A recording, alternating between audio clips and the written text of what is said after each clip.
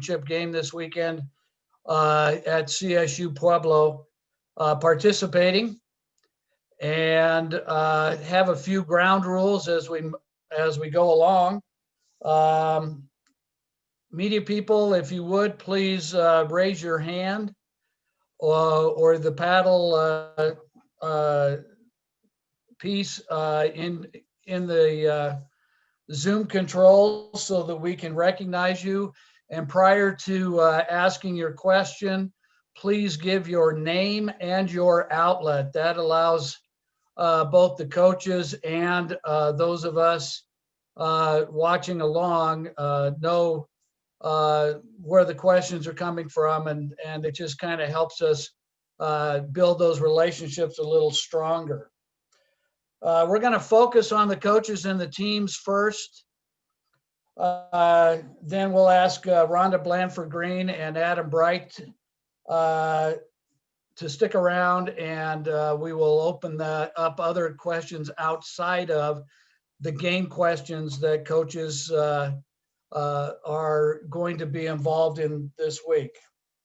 So at this point, I'd like to introduce CHSAA's Assistant Commissioner in charge of football, Adam Bright, to say a few introductory comments. Thanks, Bert. Well, it doesn't seem like it was just 2 short weeks ago we were having a similar Zoom to talk about championship weekends.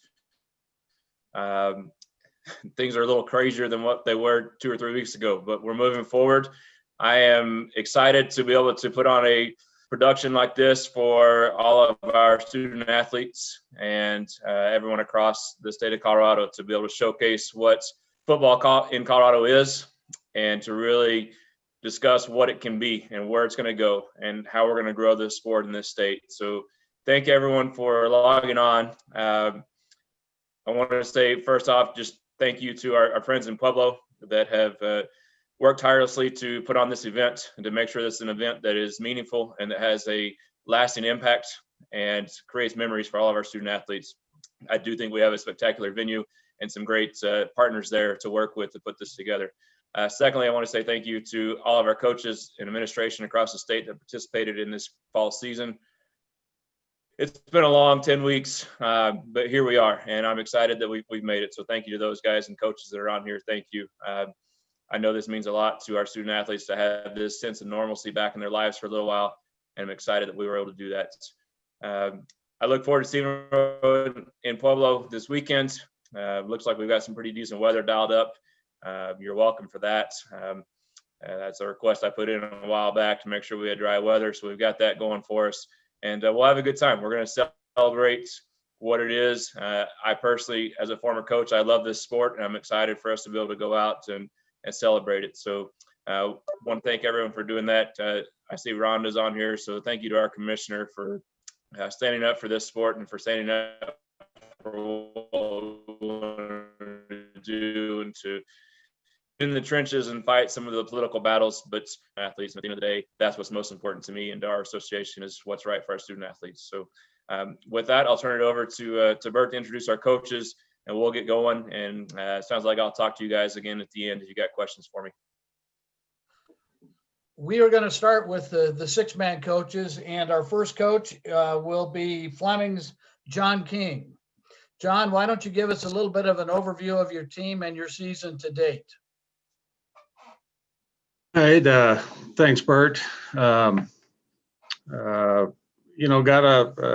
good team this year that's pretty experienced. Got a lot of older kids that get most of the playing time here, and had a lot of new, especially defensively this year, not a lot of new faces in the lineup, and they've continued to progress as the seasons went along. And I've thought the last couple of weeks we've really picked it up a little bit, and offensively we've been clicking pretty well. So hopefully we can continue that one more game. Before we jump in with specific questions about Fleming, would like to hear an overview from Toby Kechter, the Stratton Liberty coach.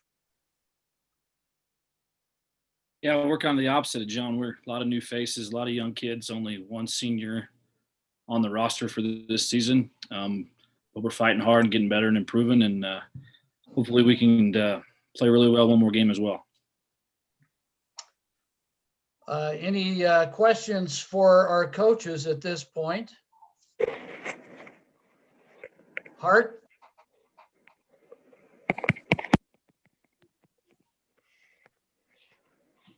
Good. Go ahead, Hart Pisani. Hey, Coach King, Hart Pisani, Sterling Journal Advocate. Outside of the 2 games against Granada, I know a lot of your games weren't particularly close. What kind of help do you think it has coming off of a close win where you really had to fight for it? How do you think that benefits your team heading into a state championship game when knowing last year it was a very close one? Yeah, I'm kind of glad that we got to have those games.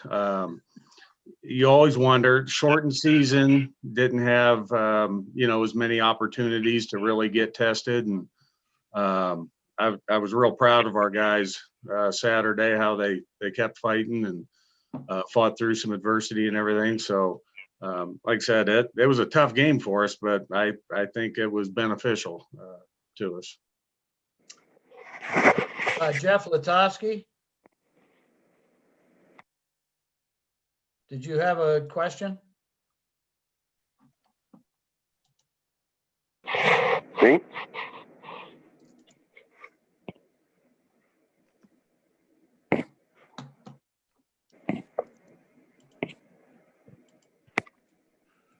Well, I think we may have lost Jeff for a few minutes. I would ask both coaches. Bert, we have 2 questions in the chat. I'm Okay. sorry. Yeah, Jeff is back. Jeff, go ahead. Okay.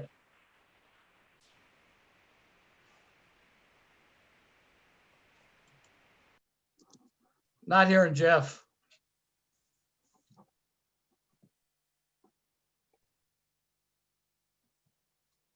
We can go to Mark Hisla in the meantime. Okay, Mark Kisla. Hey, can you hear me? Yep. Okay. I'd like to ask both coaches in this crazy season, what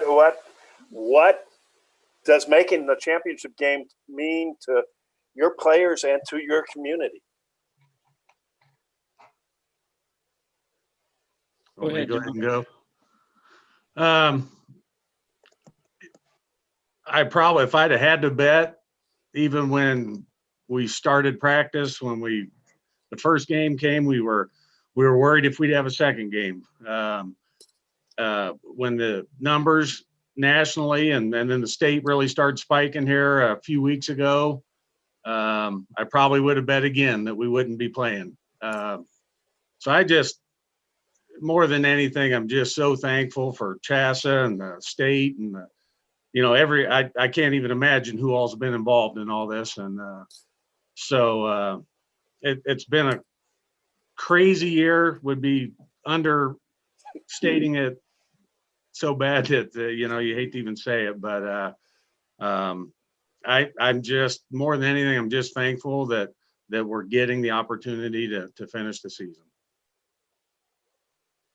I have to go along with John and say pretty much the same thing. We were on quarantine for 2 weeks, and every week you just never knew if we were going to get a play or other teams were bowing out to get a play, 2 playoff games, and now get to play a third.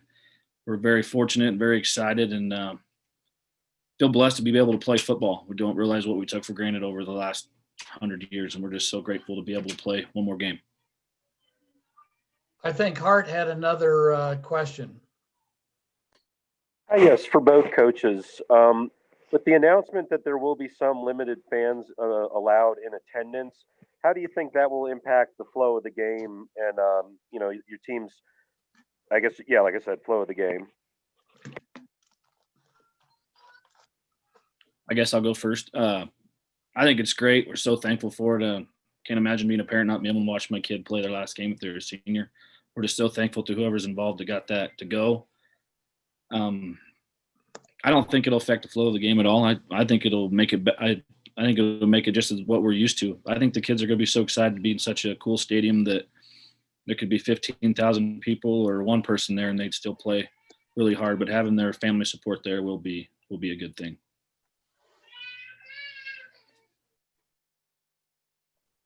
Yeah, I agree. I think once the game starts, you really won't notice much. I had some of my family talking to me this week, and they were talking about how loud and things the Granada crowd was last Saturday, and you know, the cheers they were doing, and I just said, I really have no idea what you're talking about. I didn't hear a thing. I think most of the players and coaches are all that way. Once the game starts, you're so focused on it that we probably wouldn't notice much if there was 50 people there or 5,000 there. So I don't think it'll make much difference once that first kickoff takes place.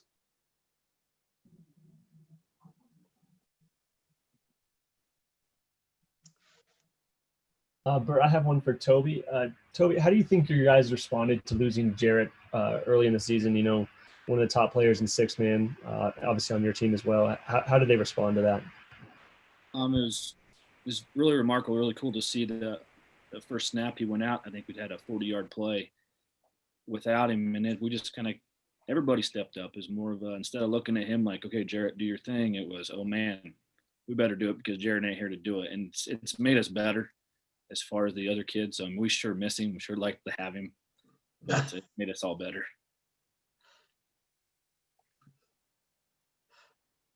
Any other questions for our six-man coaches? Yeah, Bert. Yeah, Dan. Dan Mormon, Chassaneau. What did you guys met in last year's state championship game? It was a fun one, a 1-point win. As much as you can look forward to a rematch, given what this year has presented, how much are you guys looking forward to kind of going out and giving a repeat performance of what everyone saw last year?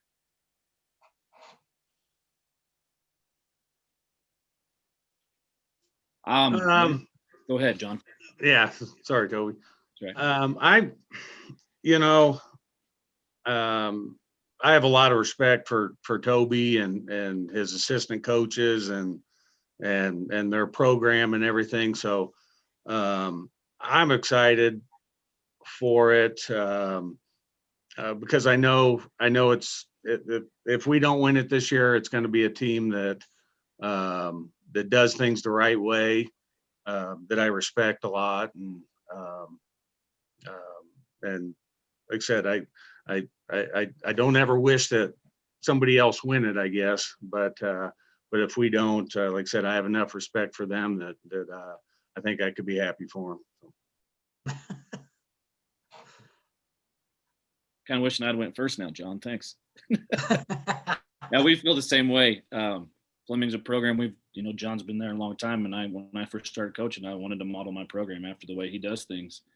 So, we want to beat him. We want to beat him real bad, but it's kind of the same thing. It's nice if you go get beat by Fleming's because they line up and outman you, not out trick you, and you live with that a lot better than the one trick play here and there. So we're excited, and hopefully we play a good game and it's as good as the one last year, just a little bit different outcome. All right, John, Toby, we appreciate your time today. Good luck this weekend. We're going to move on to the eight-man coaches. First up will be Sedgwick County's Chris Michael. Give us an overview of your team and your season, if you would, Coach. Yeah, I think just like everybody else, it's been a wild one. I think the six-man coaches kind of hit it on the head a little bit with week to week, didn't know if you're going to play or not. But, again, we're super fortunate to get all of our games in, and, super fortunate for our athletic director for picking us up one there in the middle. This is a team that, I've had some of these kids on my team from the time they were in sixth grade as managers. So we've got 7 seniors, which is a big class of seniors for us. And just a special group of kids that, has put in a lot of time and effort. And I'm real proud of them, and we're happy to be going to Pueblo on Thursday. Joe Carey from Sanford, you want to give us an overview of your team? Yeah, I mean, I feel kind of a little bit out of place right here, but since we've never been here before, but hey, I can't say enough about our boys. They came out this season. They wanted to make it to the state championship. They fought. I mean, we, just like Coach Michael said, we actually did have to quarantine for a little bit, but they fought back through it. I'm super proud of them. I mean, I can't say enough about our boys and the great coaching staff that I have around me. Questions for our 8-man coaches?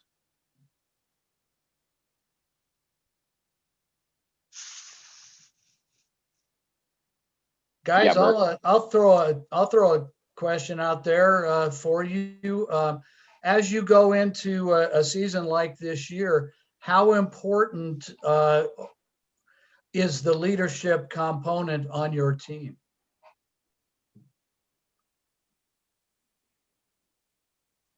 Either coach? I can go ahead and go first. Like I said, we're kind of a senior heavy team. And I think we saw the benefit of that. Even prior to knowing that we were going to play, our kids, we were as active as we could be, by our county's guidelines and things like that. And then once we kind of got to go, those guys really did a great job of stepping in and making sure those young kids who kind of missed out on some summer stuff and some camp stuff, that they were coming right along. And, I think it's important in a shortened season, to have that student leadership out there. Yeah, I think so as well. We only have 3 seniors on our team, but there's a lot of leadership that comes from them. And then we have a junior class that's very leadership minded, and they get out and they help kids get to the weight room. They get kids to the open field and all the different things that we're trying to do. So yeah, leadership and around here is huge, and I think that's what it takes to build a successful program. Chris, Michael, Jeff Latosky from the Pueblo Chieftain has a question for you. And it is, you have the opportunity to tie the state record for consecutive state championships. Does that put pressure on you and your program? I don't think it puts any pressure. Our kids and staff do a really good job of, kind of erasing the past and living in the moment. And, it was never a goal to set out and go try to break a record or win 5 or 4 or anything in a row. I think that's part of what makes our team great, is that, they really buy into the idea of just getting better every day, and controlling the things that we can control, especially in a year like this. So, obviously it's always in the back of our mind. Our kids understand that, but I don't think it puts any undue pressure on our program at all. Mark Kisla has his hand up for another question. Chris, you got my curiosity going here, man. Maybe, pardon the metaphor, but in this year it's been tough to get through. What's the story behind that flag, on that flag behind you there? That's actually a flag from my grandparents' house. My grandpa gave that to me. It's an old 48-star flag. It was in their granary. I wish I had a more interesting story to say, because my grandpa's brother fought in World War II, that it came back with him, but I don't know that much about it. I'm a history teacher, and he said, "Would you like to have that?" And I said, "Yes, I would." That's awesome. So that's all the story I've got for you. I have another question from Jeff Latosky, Pueblo Chieftain, for Joe Carey. Being a first-time participant in a state title game, how do you keep your players focused on the task at hand? We just treat it just like any other game. I mean, there's really no pressure on us. We just got to go out there and execute the very best that we can, play physical football, and treat it just like another game. It's just another football game. That's what we've been telling the boys since we knew we were going to make it in. Hey, it's just another game. Let's just go play this game that we love, and don't put any pressure on yourselves. Just go have fun.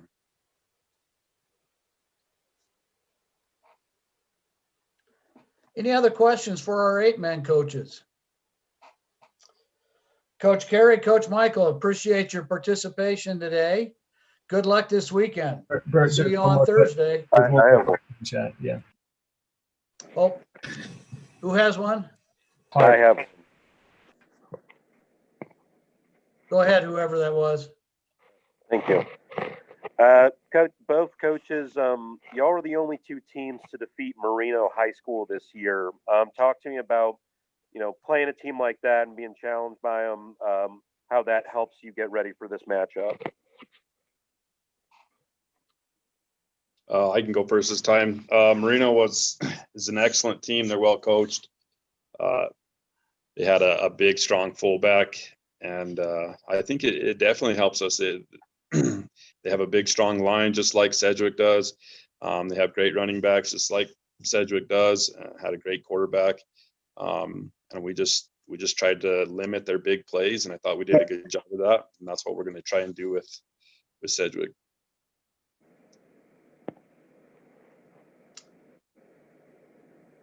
Yeah, I think that's kind of one of the advantages of our schedule, is that we have tough games, kind of week in and week out, no different than Sanford in their league. But, Marino's is well coached. I know their coaches pretty well, and I know they do things right. And that it's going to be a physical game. That you're going to have to beat their players. You're going to have to beat their coaches. And I think, the saying iron sharpens iron, and I think it definitely helps our program to play teams like that are physical and that you can't make mistakes against. And that's kind of team that Marino is that, if you make mistakes and turn the ball over, they're a really hard team to beat if you do those things. So, I think it was definitely a benefit to play Marino and tough teams like that.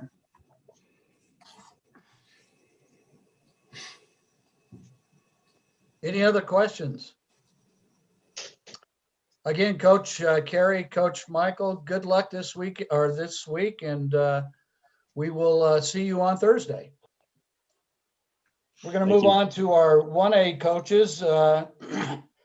Invite in Mike O'Dwyer from Lyman and ask him to give an overview of his program and the Lyman Badger season. Well, it's been a tough season as it's been for everybody out there. Our kids, we returned a lot of kids that played last year on that team from last year. And that experience is kind of carried over this year, which we really needed that experience, going through what we did. We had to go on quarantine for a couple of weeks, and we had a couple of games scheduled with Alamosa, and then that got canceled. And then we picked up a game, and we decided to play on Friday night. We turned around and played Colorado Springs Christian on Saturday afternoon. So, that was just pretty trying all year. And so, we're just thankful to be here right now. From Strasburg, Coach Brian Brown. Hey, thanks for having me. Brian Brown from Strasburg. I'm kind of just the sentiments of Coach O'Dwyer. This has been quite a crazy season trying to get everything in line. But I returned a lot of experienced players. I have 14 seniors on my team, and so that leadership really helped to push us through this season and all the ups and downs that it's come with. And we've just been pushing through, and we're really thankful to be where we're at right now. All right, let's open it up for questions of the coaches in Class 1A. Dan Mormon from Chassenau. You guys tired of talking to each other this weekend of the season? Oh, I always enjoy talking to Coach O'Dwyer. It's an interesting conversation usually. Yeah. What is it about the third time that you're hoping is going to be a charm? Well, I hope we beat him. I mean, that's I tell you what, it's always a challenge to play Lyman. They're so well coached, and what we notice about the Lyman football team is how disciplined they are. They're always in the right place at the right time, and so we just have to match that discipline and go out there and do the things we do and not make some of the mental mistakes that we've made in the past, and hopefully we'll have a better outcome than we've had in the last couple of years. Mike, you want to jump in on that one? Well, I wish we could play somebody else actually, but Strasburg is, they are, one of the best teams out there, and if not the best team in the bracket. And kind of the same sentiments. And I know it goes without saying, but Coach Brown and his staff, and the tradition that they've had, especially of late. This is their 5th state championship in a row, and they've always been tough anyways. And then, you put a good coaching staff together, and then they have quality players. They have, 4 and 5 players that they can go to. They don't have one player that you can settle into and say, okay, this is a kid we got to stop. I mean, they just got so many weapons that they can hurt you with. And that's going to be the difficult task for us, is trying to stop all the different things that they do and that different talent that they have on their football team. I know Stephen Vetter from the I-70 Scout has a question.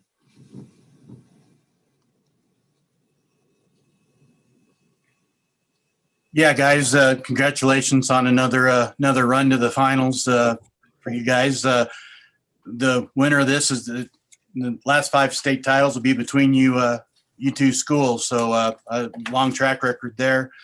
I guess for both coaches, you usually play each other in the regular season. Also, you weren't able to do that this time around. What makes the dynamics this time around missing that normal regular season game between you two? Great, Coach. Great, Coach. Well, it's probably a good thing. When you face a team as much as we face Lyman, we kind of know what each other, what we do. And, right now with what's happened in the past few years, and then with COVID, going into a state championship game in a neutral field is going to be an exciting place to play. Now that we get to have a few fans, it's going to be even better for the players. So I think going into a game with not having any, anything this year, any prior thoughts or anything else, I think it's going to be an exciting time for the kids. I think neither program, I believe, is going to come in with any thoughts of last year. It's all going to be about this year and what we can do right now. And, and I'd probably just tag on to that. I mean, everything Coach was saying is right. I think it's going to be an exciting time, exciting place to play for our kids.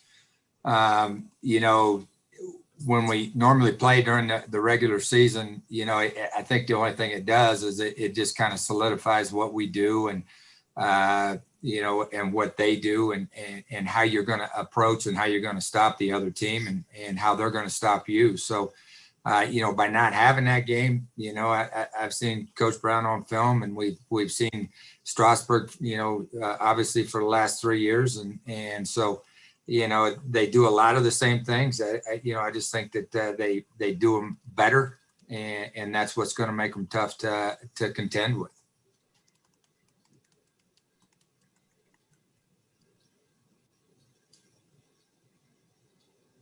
Other questions for our Class 1A football coaches? Yeah, Mike, it's a question about Corey Taha. Just what kind of player is he? I mean, how special has he been to your program these last couple of years?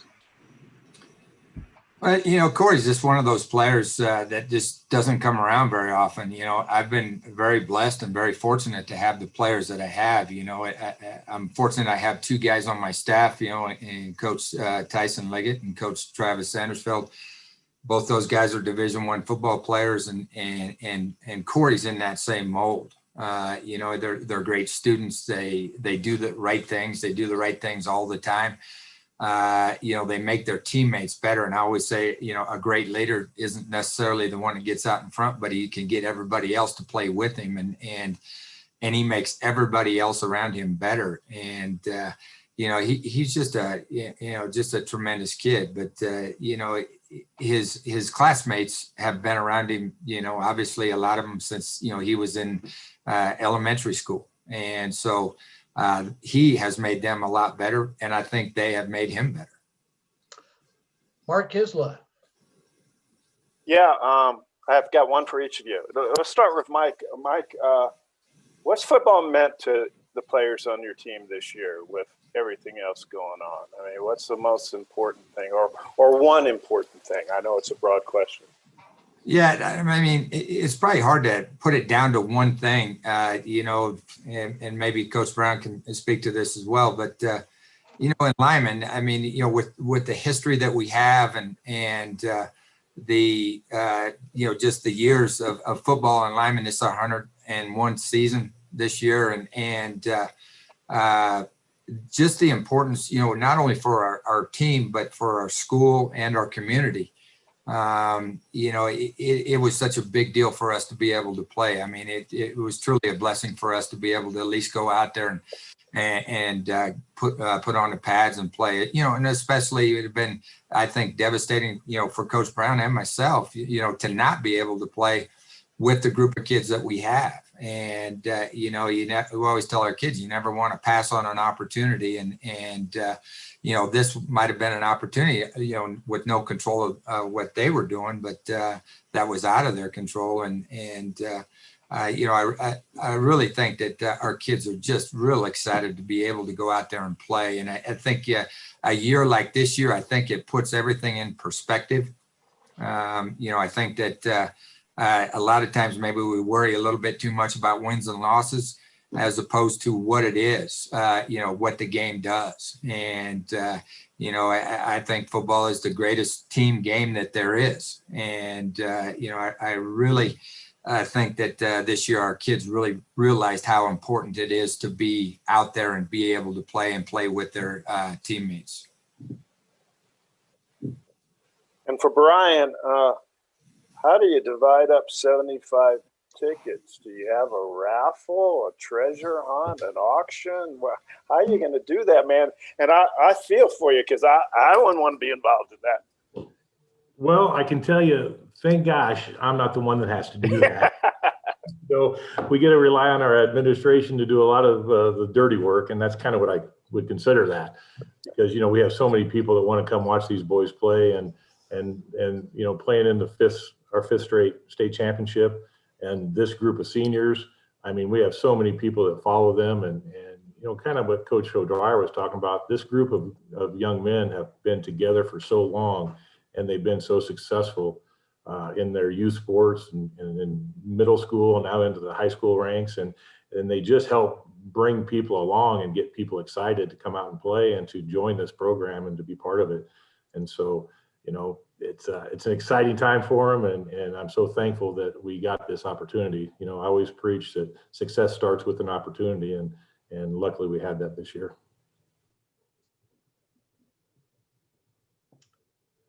Other questions for our 1A coaches? Bert, this is John Beltran, 1010 KSIR in Fort Morgan. I'm sorry I don't have video attached to this, but this is for Coach O'Dwyer, because, Coach, one of the biggest stories, even before he got to the football season, was with this Lyman golf team. Talk about that, the impact that had on football, the competitive juices that they were able to get just through playing golf, a sport that many of these players hadn't even played before. There was a story out there that many of them had not even picked up a golf club before, and yet they undertook this particular challenge, which is pretty much emblematic of what you do during football season, just taking up challenges. But this was certainly new for these particular players. What about the connection that you had with that particular story and that venture for those athletes that you've coached? Well, you know, it's kind of funny. You know, obviously we weren't playing either, so I was out there at the golf course playing a little bit myself. And I really don't know, John, if that's what you would call what they were doing, was playing golf, because I'll tell you what, they were tearing the heck out of that course. So, you know, just for those guys to go out there, and it doesn't surprise me with that group of guys. You know, I think, I think they had 32 guys out for golf, which I think I only got 33 boys out for football. So, you know, you had 32 guys out there just hacking up a storm. But, you know, they just love to go out there and compete. And that's what I love about this group of kids, is that it doesn't matter what it is. These guys, they'll make a game out of anything, as long as they get to play and participate. And I think that that's just goes with their mentality, and you know, they'll attack a golf ball like they'll attack a runner, you know, and so sometimes it doesn't look real pretty, but they get the job done, you know, just because of the way that they're made and what they have inside of them.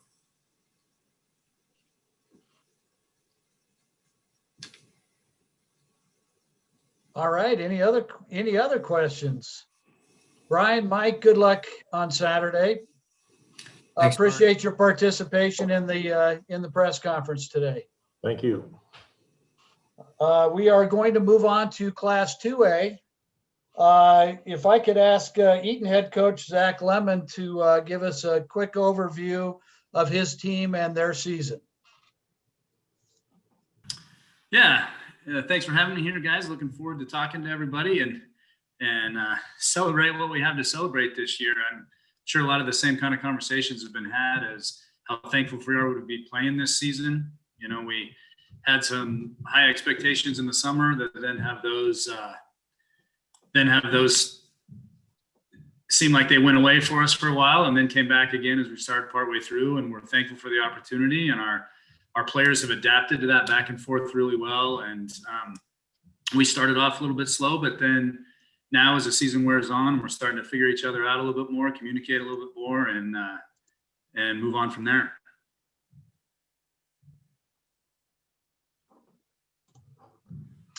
All righty. There's some questions coming out. I don't know if those questions are for me or for someone else. Well, those will be coming your way here shortly.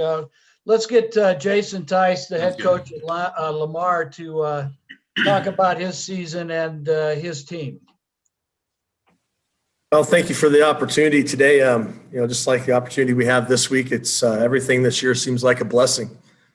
You know, when you go back to August and the uncertainty of the season, and then, you know, Labor Day comes and goes, and you know, we're just kind of, you know, doing some things on the side here and there. So to be able to have a season and enjoy a season with this group of kids is special, and you know, I just can't say enough about our kids and our parents too. You know, getting their kids there and helping them through these challenging times, whether it's, you know, hybrid learning or complete online learning or in the classroom learning. It's been a year full of challenges for all of us, and just really proud of our kids and proud to be a part of a great season. And you know, we have a tough opponent this week, and you know, hopefully we can, you know, show up and compete well like we have in the past, and you know, just be thankful for the opportunities that God's put in front of us.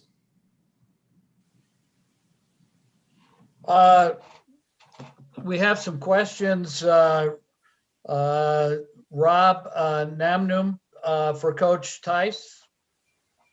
Hey, Coach, congratulations on reaching the state title game. Thanks, Rob. My question for you is a two-parter.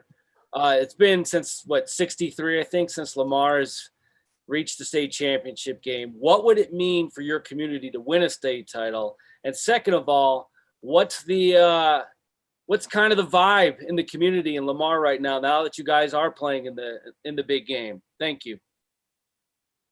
Well, you know, it'd be huge. I mean, that's probably the most understated thing I could say. Just you know, after even the Delta game, the way my phone blew up, and you know, past players that I've coached over 23 years.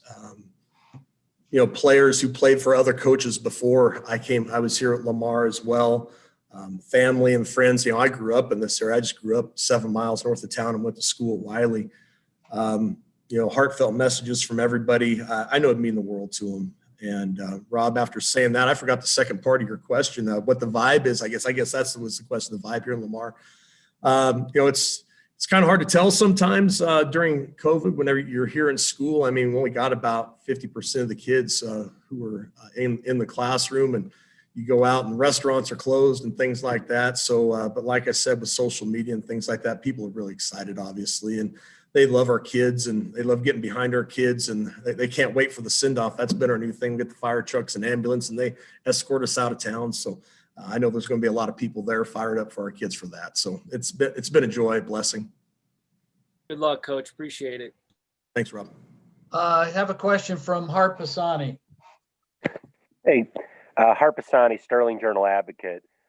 So obviously, Sterling won the 2A state championship last year. You both had to face him this year. Talk to me about how that playing Sterling has helped the two of y'all prepare for heading forward into this game. Go ahead, Coach Lemon. Yeah, well, I have great respect for Coach Pisani and his staff at Sterling. They are always competitive, and they're always well coached, and they're always well prepared. And it seems like it doesn't matter who the opponent is that they have, they're going to give their best, and they're going to be well prepared, and they're going to come out hard. So we love playing against them. We love competing against Sterling, and we know that every time we play against them, we're going to get one of the best games in the state, one of the best teams in the state, one of the most prepared. And so doing that, week 1, week 2, like we've done in the past for the last 4 or 5 years, just prepares us for that championship mentality. If you can go out to Sterling and compete with the Tigers at any time of the year, it's going to be like a state championship game. So we're thankful to have that competition to prepare us at any level at any time. All righty, we still have a few more questions here. We're going to go with Austin White from the Pueblo Chieftain. Ariel will follow up with you, and then Ben Catley. Thanks, Bert. Hey guys, Austin White, Pueblo Chieftain here. I've got a couple of questions, if that's okay. The first one is just for Coach Tice. I wanted to ask you about Zane Rankin here. Your quarterback, kind of does everything for you guys. He's on defense.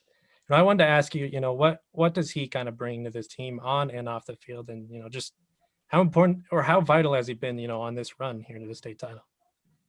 Hey, Zane's a special player. When you get to this point in the season, you've got to have some special players on your team, and Zane definitely qualifies. I mean, he's a defending 2-time state champion, I think 132 pounds in wrestling. He's just an ultra competitor, and he does a lot of things. He's really physical for his size too.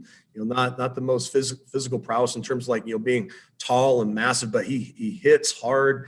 He's tough. He takes a lot of punishment, and he gets up and he wants more. It's just that mentality that some people have, and that's infectious. And other people want to match that. And our kids, I was listening to Coach O'Dwyer talking about being competitive.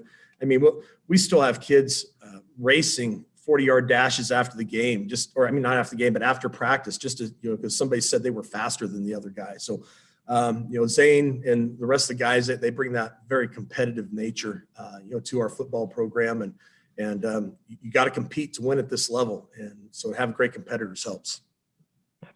Absolutely. Thank you, Coach. And my other question was for both of you guys.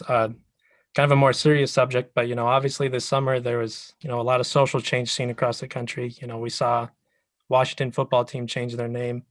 So I wanted to ask you two both about kind of your mascot of your school and, kind of their ties to the Native American community. And, I want to ask your opinion on if you think, it's an appropriate mascot and if you think it should or should not be changed. I'll go ahead and start for you, Coach. So in Eaton, we have recently the school board adopted the policy that we are going to retire the old logo, the old Indian logo that will no longer be a part of our school and our program. Now, obviously the community is going to take a little bit longer to phase that out, but some programs have been phasing it out as it was. We've been switching up our logo and looking at some different things. We are still going to be the Eaton Fighting Reds, but those Reds now are not going to be associated with any type of offensive logos to anyone else, and it's going to go to a more not necessarily get a new logo or any type of new mascot, but just go to different types of logos. It'll be more of just the letter and a circle or some type of shield that actually our school board and our community are still working on. So we're hopefully going to have that by New Year, what that new logo is going to look like. Yeah, and we're in a process right now. As well, our school board has taken the situation very seriously, and we're communicating with Native American organizations and the state association that's coordinated us with Native American mascots and a recommendation back in 2016. So kudos to our school board for taking that seriously and looking to move Lamar forward with that. what that looks like, that's not something a football coach gets to decide. But I do support our school board and I do support our community. We have wonderful people in our community who are loving, caring people and who don't want to bring offense to anybody. So, we're going to work to make sure that our school and represents that in a positive manner. Thank you both. Ariel. You're muted. That tends to happen sometimes. Ariel Orsuto, 9 News. My question is for both of you, and Austin and I were, I guess, on the same page with that. So my question, I suppose I'm going to now just kind of ask, now that he kind of brought that up, what then have been your conversations with your players, and how do you react to that?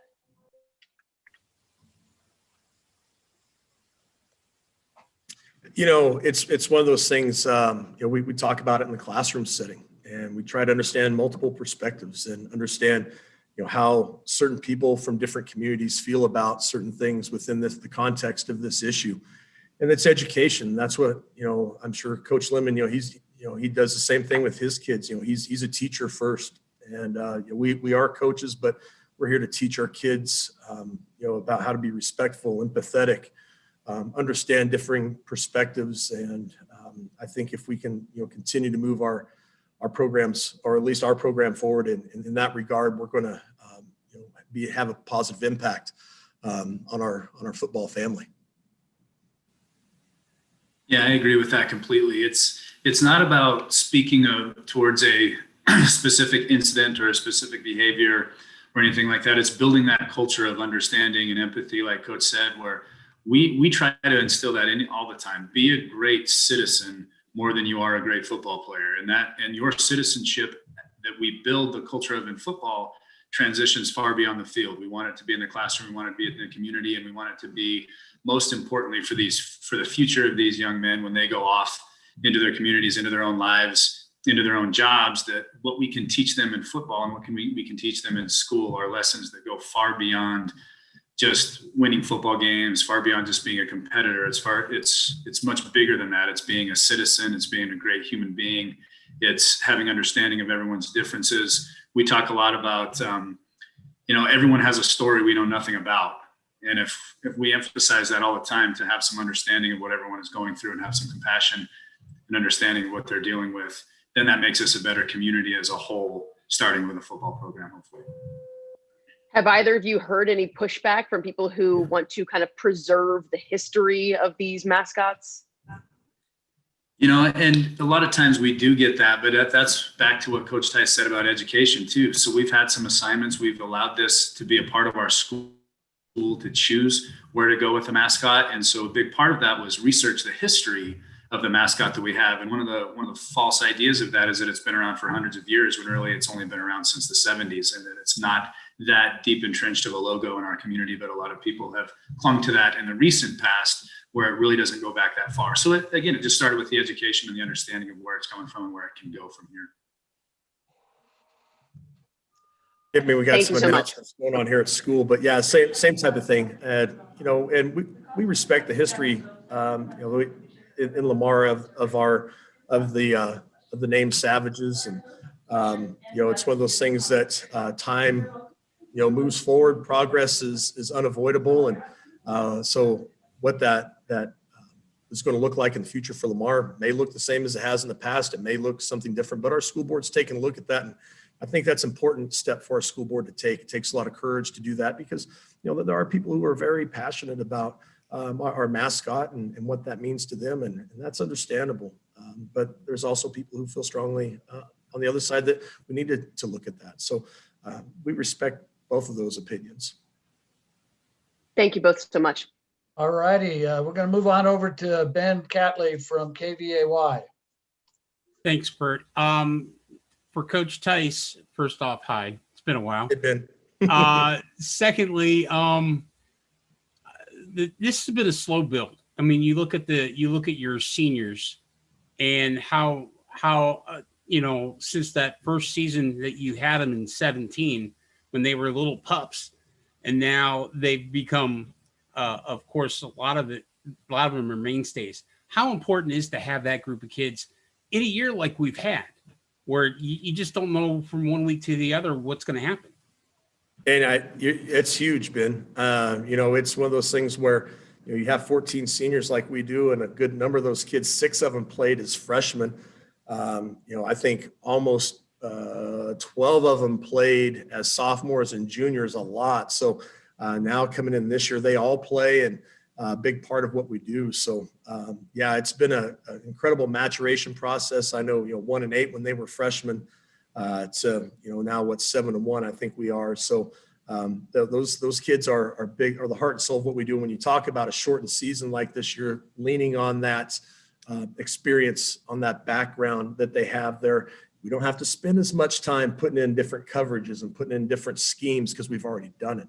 So I think that definitely helps. How much has, I know a couple of years ago you went and at least thought about or tried the 2 platoon system where you got more kids involved in actually playing. How much has that helped you get to where you're at now?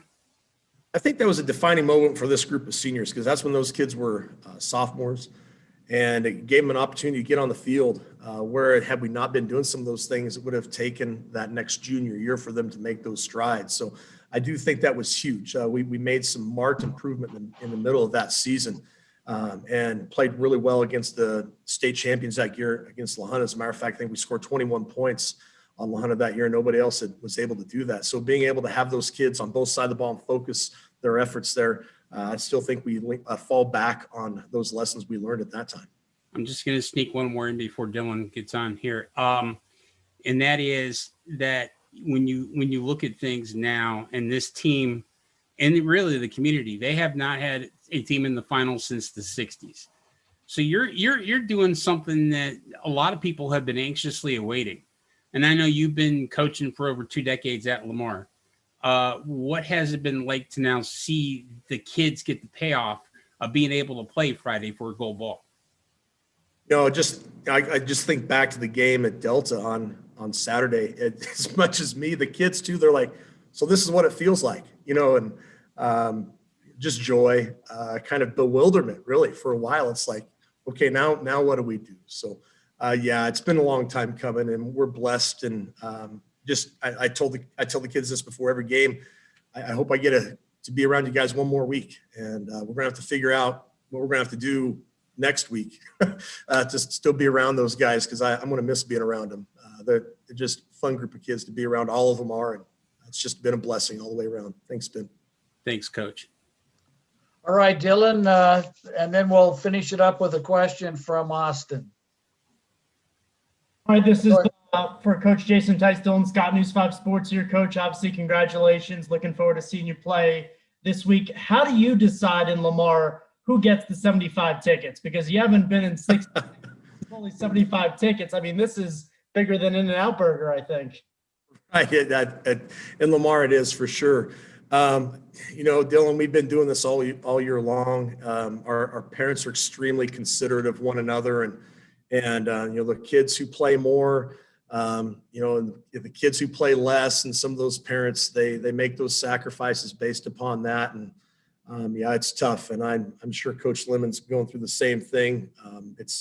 It would be devastating for me as a parent not to be able to watch my son or my daughter play in a state championship or in any type of contest whatsoever. So you just pray a lot, and you try to encourage people and to be as understanding and empathetic as possible. And just to follow up, Coach, just the fact that there will be some spectators there to kind of embrace what is a historic moment for your school. How important was that? I'm just happy that the parents get to go. I mean, like I said, I had to miss my daughter's volleyball tournament last year because we were traveling to Sterling for a playoff game, and I just about ripped my heart out. So I'm just glad the parents are able to be there, and that, because I know these are huge moments to get to experience with your children. All right, Austin, we'll finish up with you. All right. Thanks, Bert. My question's for Coach Lemon. Obviously coming into this game, you guys have pulled an upset of your own over Res Christian there. I mean, just where you put up 27 points on a defense that allowed 14. I mean, where is this team at right now heading into this game confidence-wise and, ready to kind of repeat that performance against Lamar? Yeah, we always talk about it's not where you start, it's where you finish. And and we feel like we're finishing at that perfect point right now where we're starting to peak and climb and get better week after week, learn more about each other. We started off kind of slow, didn't quite understand where we were as a team early on, mainly because of the uncertainty of the season. And I think our mentality wasn't right. The first couple of weeks of the season, we weren't playing great, but now as time moves on, we're understanding, we're putting guys in the right positions to be successful. And I think the biggest thing is now they're just having fun playing football. We remind them every day that you can be a competitor, but don't forget we're still playing a game, and a game that you love. So I think at the same time, we have competitors that also love the situation we're in right now and are having a great time doing it. And that's what we like to see. Thanks, Coach. Zach, Yeah, Jason, appreciate your participation in the press conference today. Good luck this Friday. Thanks, Bert. See you. Good luck, Zach. Coach. Yep. Thank you, guys. We'll move on to our Class 3A coaches. If we could bring on Lane Wassinger from Roosevelt and have him give us an overview of his team season. Hey guys. We talked all spring and kind of summer through all our times of the unknown world that we're living in, to stay ready. We enjoy our time around each other, and we knew that our day would come, whether it was going to be in fall or spring. And so our kids just did a good job of kind of sticking around and sticking to the grind and staying prepared. And then when we got our green light, our whole goal was to try to maximize our season and maximize our time together. And so even with the shortened season, we've been able to do that. Playing 1 week at a time, not knowing what was going to happen next. And, we're fortunate to be here this week playing for a state championship. Thank you, Coach. Let's bring on Durango's head coach, David Vogt. Yes, sir. Thanks for having me. Again, just like all the other coaches, it's just been a pleasure just to let these kids get out there and show their skills. And, we've been super fortunate. About our team, we have 7 starters on offense. 7 seniors on offense starting, and then 6 seniors on defense starting. So we're a heavy senior experienced team. On offense, we're a spread style offense. We like to get our athletes the ball in space. And then on defense, we're a 4-2-5 attack style defense. So.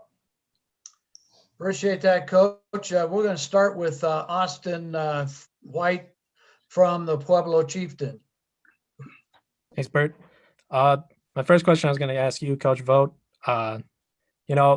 Obviously us in Pueblo have gotten used to seeing Durango the last few years. And, this year I was watching the rankings, just waiting. I was like, Durango's going to get up to that one spot at some point, I would think, but it never quite did. But, how does this team kind of have a chip on their shoulder a little bit coming into this game to, maybe show these front range teams, what Durango's all about? Absolutely. We felt like we've been the top team in the state all year. And, you have to prove yourself every week. And we felt like we've done that. And we have used that as motivation for our kids each week. We got to prove something. We have to make sure that everybody knows Durango is the real deal. We've made the playoffs, every year that I've been coaching here, except for one. And so we feel that we've been super, super close. And just this year, we've been able to put all the pieces together. So. Thank you. And then I had a question for Coach Wassinger. Last week, obviously going against South, I would say, similar kind of look to Durango, a lot of skilled guys, a lot of guys that, once they get in the open field can make some plays. How prepared do you feel this team is now to go against all those guys that Durango has and, that quarterback and Jordan Wolverton that they got? Yeah. Obviously Durango is loaded with athletes and talent, and they play a good brand of football. From what we can tell on tape. I think kind of like a lot of these coaches have said, we feel like we've been battle tested a little bit this year. We play in a league that is highly competitive with good football. To tough kids, talented kids, good size, all of it. So, we feel like we've seen a little bit of everything this year. I think Durango presents a pretty unique challenge with some of their high profile kids that they have, and their tradition of success over the last few years. It's been noticed kind of from afar. So, we're anxious to get our shot. We enjoyed our challenge last week against Pueblo South. They were another unfamiliar opponent with a lot of history and a lot of tradition of success. So, our kids are just excited. I wouldn't put anybody up too high, but I think we're gonna have to play a good football game, and it should be a good one. Thanks, Coach. All righty. Ryan Wesley from the Prep Red Zone has a question. Ryan? How you doing, everybody? Ryan Wesley, Prep Red Zone, Colorado. First and foremost, congratulations to every coach on making it to where you're at right now. That is such a big deal. My question is for Coach Vogt. You were talking about the returning seniors that you have and how many returning seniors that you have. One that I really want to touch up on is Ben Finiseth. What's it like having a player like Ben on your team, and how has he helped the team to get to where they are? Thank you. Well, first off, it started in the off season. He came to me and he said, "Coach, I want to do whatever I can to be the best player, and to be the best leader." And he's done that. I went out and threw him fade balls in the off season, and he's lifting on his own. He's just a special kid. We put him at running back, we put him at receiver, we put him at strong safety, we put him at defensive end, and he doesn't complain at all. He just wants to win, and he wants to do what's best for the team. And with his strength and size, he's just a guy that can break open a game at any time. I mean, one missed tackle and he's going to score. And so he's just been a huge blessing and a great leader for us. Matt Schubert from the Denver Post. Hi there, Matt Schubert from the Denver Post. This is for Coach Vogt. You mentioned the seniors and all the experience you guys have. Been a long time since you've played in this game, this school, Durango. How much were you guys targeting this year that you knew this might be a special run for you? And what does it mean that you guys actually got that shot, even if you're only going to have 75 fans in attendance to watch it? Yeah, at the beginning of the year, your goal is always to win a state championship and to get there. But, our offensive line has just played phenomenally. And when you can run the football, you're going to win a lot of games. And then our defense has just played lights out. The kids just enjoy blitzing. They enjoy, making big plays and getting turnovers. And so it's just been so fun for everything to come together and for us just to be playing as good as we are right now. All righty, John Beltran. For Coach Wassinger, Coach, did you expect this? And I'm I saw you on Fort Morgan, by the way. Did you expect this ascension to happen so quickly with your football program? You had 4 wins, I should say, 2 seasons ago, 5 wins last year, although you had a tough schedule and were a playoff team. Was this somewhat of a pleasant surprise, or did you see this type of success coming from last year to this year, considering how dominant this football team has been? Yeah, I've always been excited about our kids, and nobody knows them like we do here. So, I think how fast we kind of ascended to the top, that was a little bit surprising. I think, having some success early against a team like Frederick and, the year that they had last year, kind of opened some eyes a little bit. And, like I said before, we've just been taking things one week at a time and really trying to be 1-0 each week, no matter who our opponent is. And, it really wasn't surprising at all. I knew that we'd have a competitive football team this year. Year in, year out, we always like to, think that we're going to be one of the top contenders, at least in our league and at the state level. So, the last couple of years we've had some injuries to deal with, which have caused us to plug in some young players as sophomores and even some freshmen. And those kids are now juniors and seniors. So we have some experience, and some talent ourselves, you know what I mean? And right now our kids are just playing together. There's kind of a good vibe going on around our school and our community, and just everything's been real positive. And it's kind of one of those things where you can kind of look at a group of kids and you know that they're all kind of bought in on a similar goal and have a similar mindset in what we're trying to do.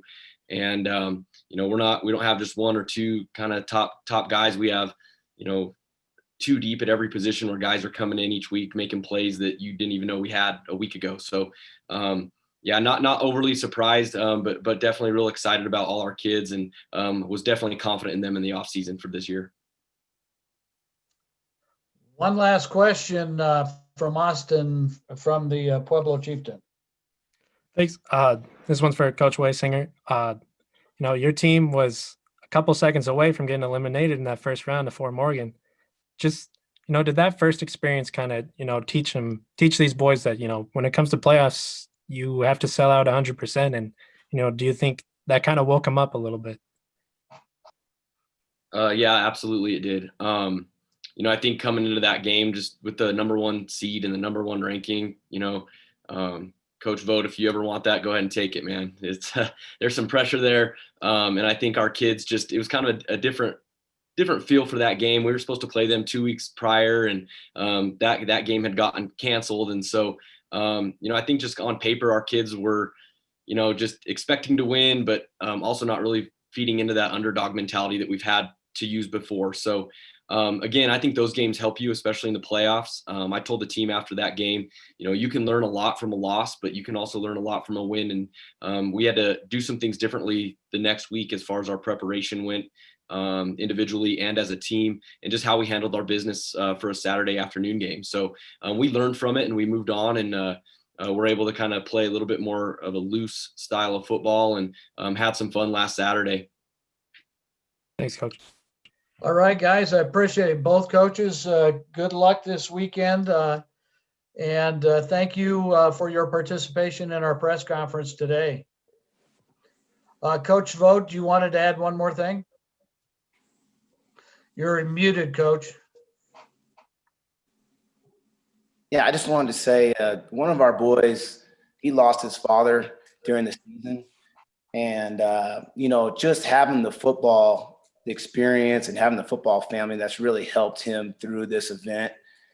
And so I just want to thank CHSAA again for allowing us to play, because it means so much to these kids. It's not just playing games. It means everything to the kids. And for him to have the football family to rely on and to help him through that was just one of the best things ever. So thank you. Appreciate that, Coach. We're going to move on to Class 4A. And we will start with Palmer Ridge head coach, Tom Pulford. Thanks, Bert. Hey, I just want to say congratulations to everybody that has an opportunity to compete here in the last week. I know how much hard work goes into putting your kids in a position to be in this spot. And there's a lot of sacrifices that your wives make. There's a lot of sacrifices that your kids make.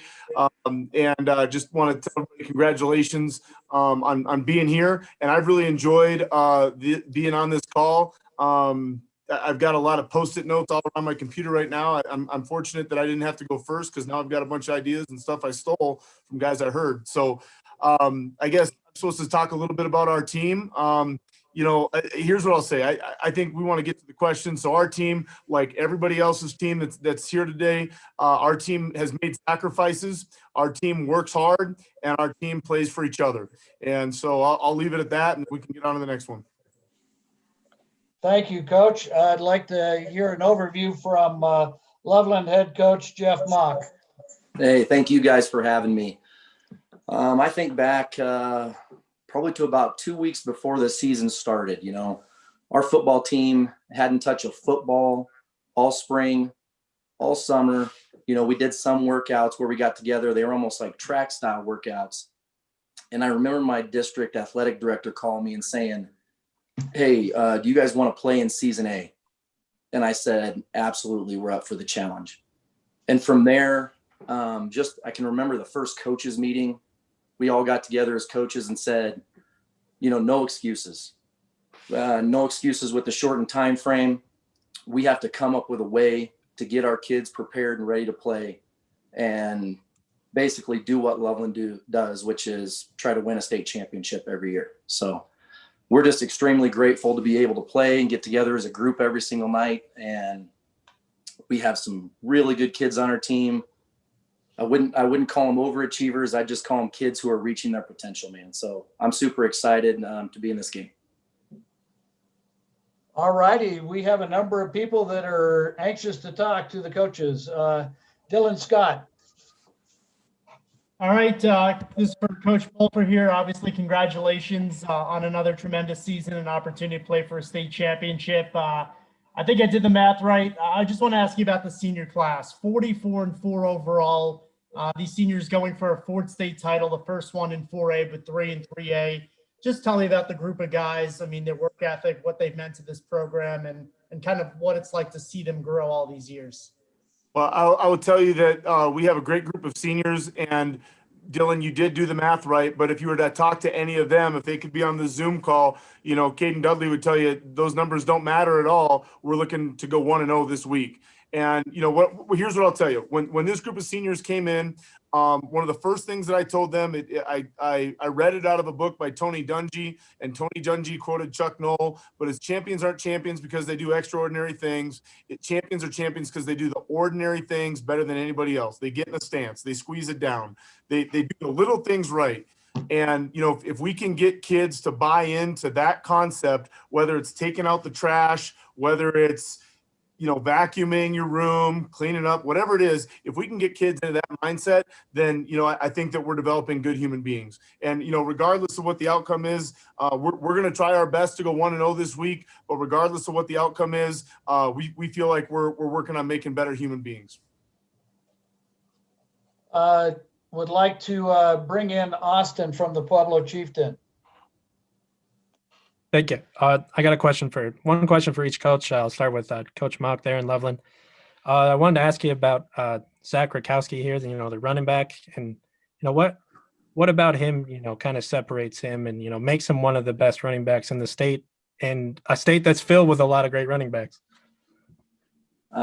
Just like I tell everyone, he's electric. You know, don't let the size fool you. He has great vision. He's one of the smartest kids you'll ever meet, and he is a fearless competitor. I mean, he wants the ball in his hands in the biggest moments. He's just a fantastic kid. Thanks, Coach. And then for Coach Pulford, you know, if you're on Twitter, you know, you see a lot of these offensive guys, you know, taking up a lot of headlines. You know, the offensive line too, they get on the fun too. But I want to ask you about this defense. I mean, they held Pine Creek to 7, found Fort Carson to 12 points. I mean, can you highlight some of those guys on defense? You know, how important that unit's been for you this year? Well, I tell you what, the opportunity to play defense at Palmer Ridge is a special opportunity, and it's due in large part to our coaches. Zach Carlton is our defensive coordinator. He does a fantastic job each week of preparing himself and preparing those around him. You know, I've heard other coaches here talking about their players, and I'm going to talk about Coach Carlton in the same way. He makes everybody around him better. And, you know, he has Coach St. Aubin helping him out with linebackers, and Coach Mitch Unrein helping him out on the D-line, and Coach Thorne Wang is a guy that helps with the defensive backs. And our defense is playing well. However, we know that we've got to show up and we've got to get off the blocks and we've got to tackle. So I feel like, you know, anytime you say your defense is playing well, you got to knock on wood. And, you know, I don't know if you're superstitious as I am, but you know, what I'm going to tell you is our team got to play 4 games, and then we got quarantined for 2 weeks, and then we played 2 more games. And now we're blessed to have 7 more days with these kids. And, you know, I'm just trying to figure out how long I can make equipment turn and go so I can keep hanging out with them. You know, at the end of the day, we're thankful for the opportunity to compete. And we're thankful for the opportunity that we have to be with these young men on the field. And I feel blessed that Coach Carlton is on our staff because, like I said, he raises the water in the harbor. Thanks, coaches. Yep. All righty, let's move on to Ryan Wesley. So originally I only had one question for Tom, but after hearing Jeff's intro speech, I definitely have a question for you as well. So Tom, first, just to kind of piggyback, you have a team that's coming off of 3 straight 3A titles. You're going into your first 4A title in your 4A season debut. rather than ask about the seniors, I want to ask about the underclassmen. You know, the seniors are a big part of this, but what's the feel for the underclassmen, and how are these seniors, you know, leaving their mark for them? That's a great question, Ryan. I appreciate you asking that. I'm going to start off by rerouting just for a second. So if I were a wide receiver and you press me up, my route's not going to look real good for a second. All right. But what the first official day of practice this year in 2020, I was quarantined. So that was my day one. And I'm going to tell you, I was down. It didn't feel good. You know, I think if I look back and if I talked to the right person and they had the right degree, they'd probably tell me I was depressed at that point. And I was in a hole for a little bit.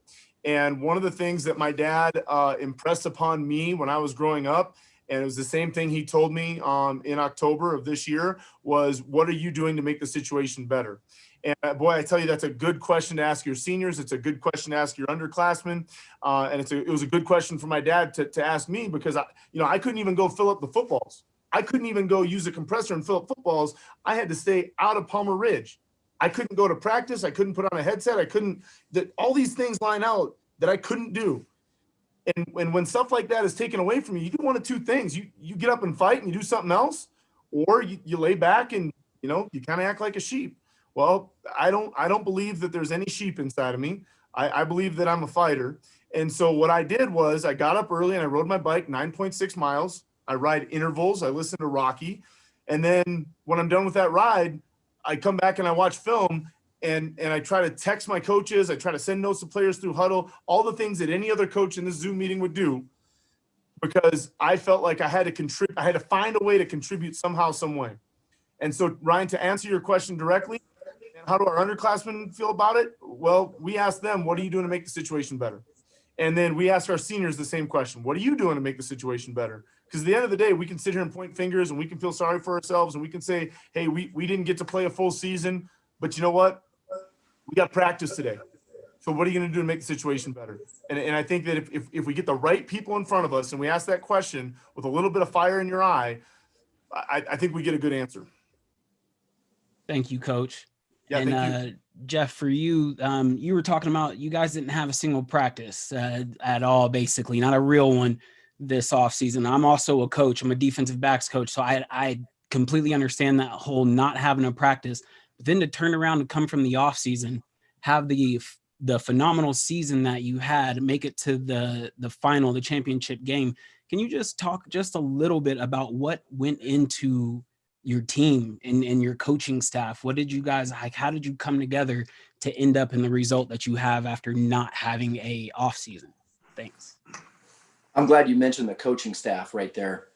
But first of all, again, it started at that meeting. Our coaching staff, we're the same group that's been together for the last 5 years. And some of our guys have been on the staff much longer. But it starts with a group of committed guys who really just don't have excuses. We got together, we put together a plan. I mean, everything we do is intentional, down to the way we warm up, to the things we say to our kids. If we have a speech, we talk to our kids, it's intentional. It's there to get a reaction. It's there to cause something specific. Every single thing about Loveland football is intentional. And once we put a plan in place, it's belief. Our kids believe in it. Our kids believe in the success we've had in the past. So I think when they come in, they buy into the system, and our coaches buy into the system. So we don't have one person going in a different direction. I used to talk to the guys. I loved when the Minnesota coach would say, get in the boat and row. I think everybody on our team rows. So that's how I could tell you. Thank you, Coach. Eddie Hers. Hey, just a quick question for Tom. Eddie Hers with the Reporter Herald. Just with Zach Rakowski leading the way, obviously Loveland heads into this game with one of the top rushing offenses in the state overall.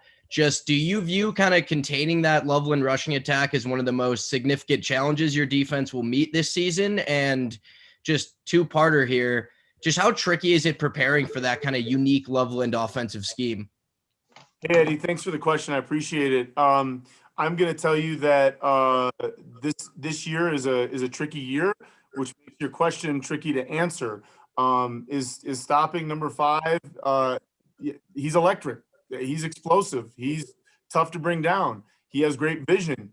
He's got great speed. Yep, we've got a challenge in front of us.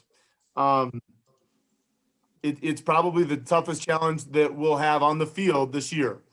I'm not sure it's the biggest challenge that we've had in the scope of what we've had to deal with in 2020. But you know, the young men that I have an opportunity to go out and practice with today, they respond well when challenged. That doesn't mean that we're going to be successful on Friday night. It doesn't mean that we're assuming anything. It just means that in the face of adversity, I'm proud of the way that they respond. Eddie, there was a second part to that question. I don't know that I answered it. Yeah, I was just kind of asking a little bit about just how unique is it kind of preparing, how difficult preparing for just Loveland's offensive scheme. Obviously, the way they come at you is different than a lot of teams. Yep. You know, Loveland does a lot of things very, very well, and hats off to Jeff and hats off to his staff, because when I watch film, I see a disciplined group of young men. I see them hustling to the point that they need to be at. I see them working extremely hard. I see them trusting each other. I see them executing at a high level. And anytime you have an opponent that does all of those things, you know that you're going to need to bring your best in order to be competitive. And, you know, this is a huge challenge for Palmer Ridge. And, you know, at the end of the day, I don't have a better answer for you other than we're just going to try to put our best effort into practice today. We're going to put our best effort into our stretch. We're going to put our best effort into special teams, and then our best effort into offense, our best effort into defense. And we're going to try to be objective based and try to get the kids home. And, you know, hopefully they're wearing enough layers because we got some work to do. You know, we'll look forward to the opportunity to compete on Friday. Thanks, Tom. Yeah, thank you. Okay, Danny Summers. Thanks, Bert. Hey, Coach, question for you, Coach Pulford. Yep. I wrote my column this week kind of talking about your 14 years at the school and how much it's been a pleasure to cover Palmer Ridge football since 2010. And I talked a little bit about the process, and I've talked with you a lot of times over the years about this process from when you guys went to 3A to 4A when you first took over. Mm-hmm. That stunning 4A playoff loss in overtime back in 15. That first round loss in 16. How do you evaluate this process? And I'm assuming the process never really ends, does it? Well, you're right, Danny, and thank you very much for the kind words about our program. I know that you've been around for the long haul, and I'll start off by saying this, Danny. The process is something that an attitude of gratitude. I'm thankful for everybody that fought for kids to get to practice and everybody that fought for kids to have an opportunity to play this year. Thankful for every administrator, thankful for everybody at CHSAA, because without a little bit of fight from each one of those, then we probably don't have this conversation that we're in right now, Danny. We probably don't have a bunch of games to go play down in Pueblo. So I'm thankful for everybody that fought for kids. I'm thankful for the leadership in Colorado. I'm thankful for District 38 leadership and Casey and Terry Bramschreiber and Lance McCorkle. I'm thankful for my wife that she puts up with me and allows me to coach football. I'm thankful for the PR assistant coaches, the PR parents, the PR student athletes. But you know, Danny, to go back and answer your question directly, here's what I want to tell you. When we lost in overtime to Windsor in a game that probably could have gone either way, I think we held them to 67 yards rushing through 3 quarters of football in 2015, and that was a group led by Isaiah Sanders and Trevor Grove and Sammy Wells and Chase Dukes. We lost in overtime, and that was a tough pill to swallow. I'm usually the last one off the field, and I was making sure that trash was picked up on our sideline, and Coach Jones was doing the same thing on his sideline. And I didn't know him real well then. I didn't have a great relationship with him, just because I hadn't met him. And my kids were with me because my wife had another commitment at church that day. And my daughter, Natalie, was maybe 5-6 years old at the time. And Coach Jones got down on one knee and he looked my daughter in the eyes and he said, "Your dad makes sacrifices every day." And he's probably gone sometimes from supper, and he's probably gone. He knew exactly the schedule that I keep.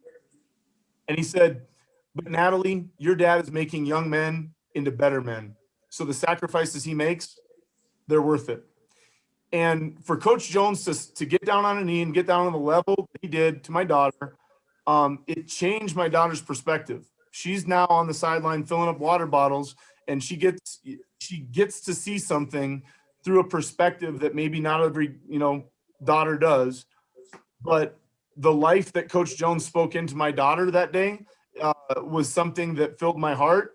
And I don't know that it made the loss feel any better, but it made the process feel like we're doing the right thing.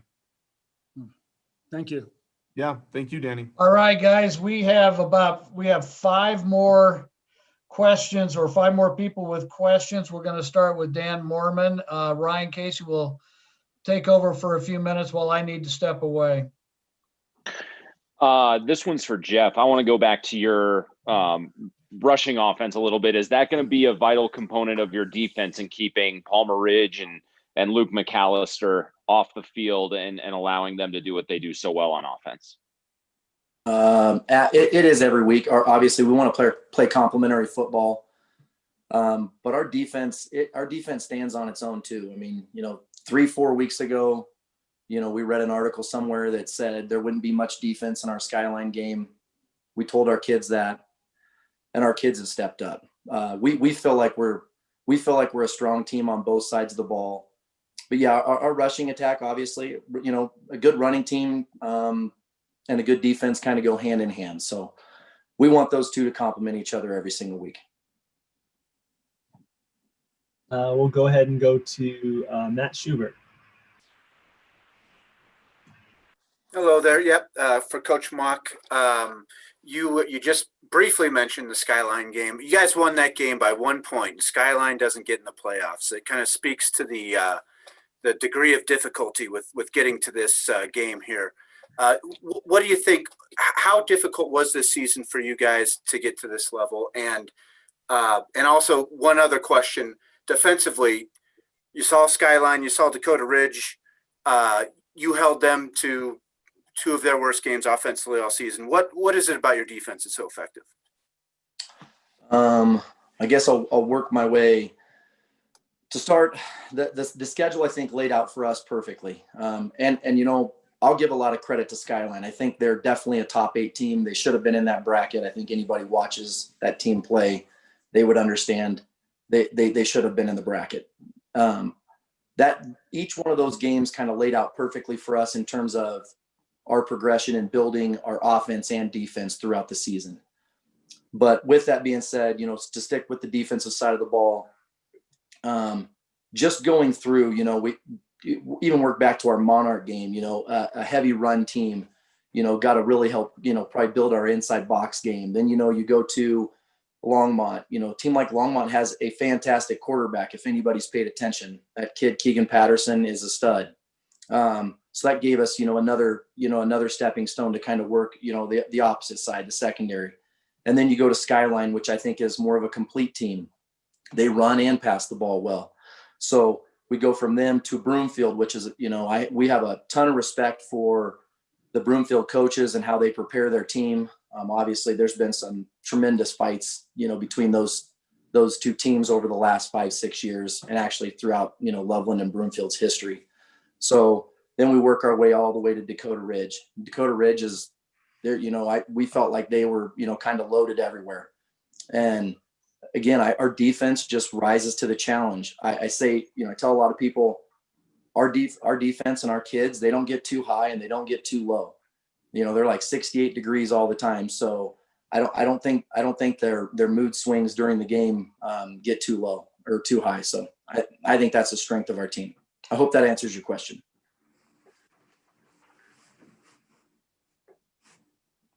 Kyle Frederickson. Just to piggyback on that real quick, Coach Mock, what impresses you most about the passing attack that you'll be facing with a quarterback and a receiver who are both Division I commits? Again, they have weapons everywhere. So it's going to be assignment and alignment, making sure our guys are where they need to be, and then just wrap up and tackle. They have guys everywhere. So I don't think you can necessarily key on one person. They have talent all over on that team. I'm sure that the teams that have played them understand that. Again, I hope that answers your question. There's no, we have a lot of respect for each one of our opponents, and we have respect for them too. All righty, we're going to wrap this up with 2 more people. Lindsey Smith, and then Rob Namnum. Lindsay, go ahead. Hi, everybody. This is Lindsay at the Gazette. This question is for both coaches. Both of you guys obviously have experience at this level. What's the best piece of advice that you give to a player preparing to play in their first title game, or another team like Lamar that hasn't been competing at this level for some time? Jeff, you want to go ahead? Oh, thank you. Yeah, I'll go ahead. Back to not get too high, too low. You got to stick to what got you there. So come out, play your game. I'm sure, coach is thinking the same thing. We're going to play Loveland's brand of football. They're going to play Palmer Ridge's brand of football. You have to stick to what you do and just don't get out of your element. There's going to be highs and lows in the game, and you gotta master momentum. So that'd be my advice. I think that this is probably going to sound a little cliche, but I tell the kids in our program, whether they're playing a varsity game for the first time or whether they've got quite a bit of experience underneath their belt, I tell them that I expect them to go into the game and make a difference. And everybody knows their role at this point in the season, and everybody knows what the expectation is. And now we expect them to go into the game and make a difference. Coach Rob Namnum, congrats. Good to see you. I got two questions for you. The first one being, I know when you coach your players, you're teaching them how to be men versus good football players. How bittersweet will it be coaching your senior class for the last time? And the second part is, I know you have a very enthusiastic bunch of parents. How relieved are you that they will be able to watch the game? I'm going to answer the first one by saying that I share an office with Jason Romero, and Jason Romero is the head wrestling coach. And he talked me into coaching wrestling this year. So now I'm just going to start recruiting the kids off the football field and on the wrestling mat so I can spend more time with them. Some of them might bite and some of them might not. But if they say no, then we have to play 2-on-2 basketball. And then if I win, they have to wrestle. So I feel like my odds are pretty good because, I still get to choose who my partner is in 2-on-2 hoops. But at any rate, there are some kids on this team that are going to graduate early and right, wrong, or indifferent. Their last semester at Palmer Ridge is right now, and that's going to be bittersweet. It's never easy to say goodbye to kids that you've had in your program for 4 years. And I think it's especially harder when you don't have a chance to have played, quote unquote, a full season. Like, you maybe expected 10 regular season games, and you didn't get to do that. So you didn't get to invest as much as maybe you hoped to in ways that only happen through time spent. So I think that's part of it. And then your second part is, I think that there are a lot of enthusiastic parents throughout the state of Colorado that'll get to Pueblo this weekend and get a chance to be in the game. And then there's a lot of enthusiastic parents that won't have a chance to get in the game because the number is capped at 75. I'm glad that there's going to be people in the stands. I think that is a big deal. And at the same time, it makes Mr. McCorkle's job harder as an athletic director because, how do you cut up 75 tickets and do it right and do it evenly? So he's got a plan in place, and we're just going to trust the plan, and we're going to move forward. Thanks, Coach. Good luck. Thank you, Rob. Appreciate it. Coach Pulford, Coach Mock, congratulations on the upcoming game. Good luck. We appreciate your participation in the press conference this afternoon. We're going to move on to the 5A coaches. Our first coach in 5A, we'd like to hear from Cherry Creek head coach Dave Logan and maybe a quick overview of the Cherry Creek Bruins. Coach. Okay, Bert, thank you. It's been, and some of the other coaches have talked about this, it's been a good year that kids have been able to compete, and it's been a difficult year, obviously, because of all of the protocols and the different way you've had to practice, and we haven't practiced 1-against-1s the entire year. We've separated our offense and defense, which we never do. So I'm pleased that a lot of kids around the state got a chance, and especially for seniors, but all kids got a chance to have a year. It's a shortened year. It's been a challenging year. But you know what? Teams have been able to navigate through, and I think that's a credit to those kids and the staffs and parents understanding that things are different. There's things you can't do, and then I think you have to also be a little bit lucky in that regard as well. So that's what is most pleasing with respect to our team here. This has been a good bunch. It's a great group of young men to coach. There are some really outstanding senior leaders on this team that have been through some battles, and I think that that's a bonus for us. It certainly has been a group that I think most coaches would say during the course of a season there are a handful, maybe more of times where you really gotta. You got to get on them. Either the effort's not there, or the execution, or they're not in the right frame of mind. But this team, honestly, has not spit the bit much this year, and so that's a credit to them. So, just very happy that a lot of teams were able to navigate through this thing that I've called the zombie apocalypse, and we're honored to be in the state championship game against a really good program like Valor. Thank you, Coach. From Valor Christian, Donnie Yantis. Yeah, thank you for having us on. Just want to thank CHSAA and the whole CHSAA staff for just making all this happen. I know in challenging times like we're in right now, we're certainly blessed to be able to go out in the field and let these kids do what they do. I think it's been an outlet for our student athletes, everybody on here in this whole state, just to get out there and play football. And also just thank our administration and all the administrations for keeping all of our staff and our student athletes safe with all the protocols we've had. It's been challenging, but these kids persevered. I'm talking about all the schools to be able to be where we're at right now and be able to play the game of football. We're certainly blessed. Have a great group of young men here at Valor. I'm blessed to be here with. In my first year here, they welcomed me with open arms, starting with Zoom, starting April 1st, and just, all the different installs. I've never obviously experienced anything like trying to install everything from a Zoom meeting, which we didn't even know about Zoom before March started. But, our kids have had a great year, and we certainly are looking forward to playing a program like Cherry Creek. And I know that Coach Logan is very well respected and a great man. And also I just want to just put in here, if y'all just keep his daughter in your prayers. I'd really appreciate that. And I know he would, but just looking forward to suiting it up, getting these guys going and playing the game. And I think with the two best teams in the 5A level, we're certainly excited. Thank you, Coach. We're going to start the questions with Ryan Wesley. How you doing, coaches? Once again, congratulations for getting where you are.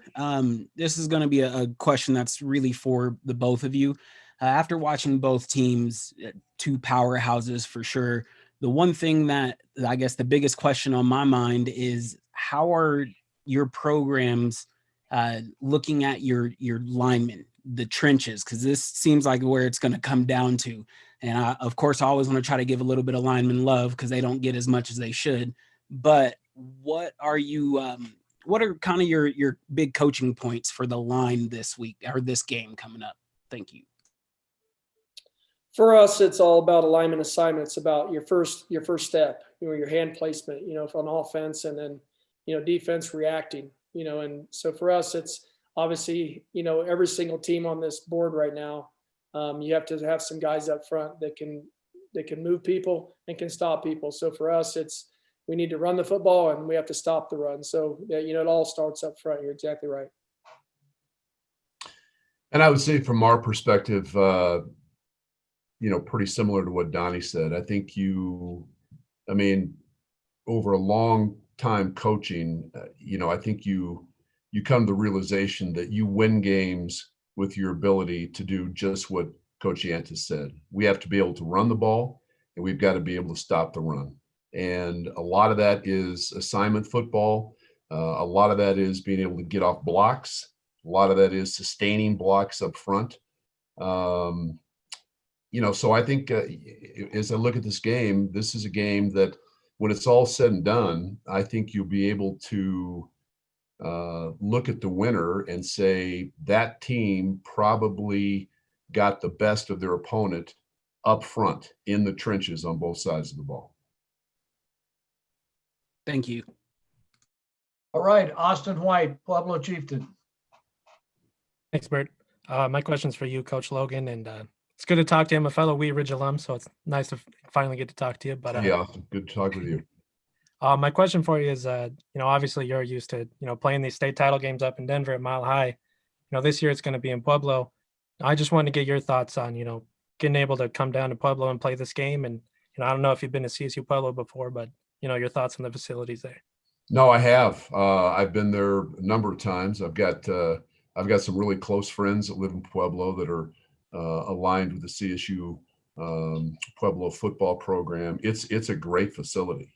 It really is. I mean, if this game were played in a normal year, and let's just say for whatever the reason it was played in Pueblo, that thing would be packed because Pueblo has some great football fans. So, but in terms of your question, the facility is first class, and we're looking forward to going down. I know Dan DeRose really well, and I know that his association with CSU Pueblo and how hard he worked to make this thing happen in Pueblo, and I think we're all grateful for his input. He's a football guy. He loves football, as does his entire family.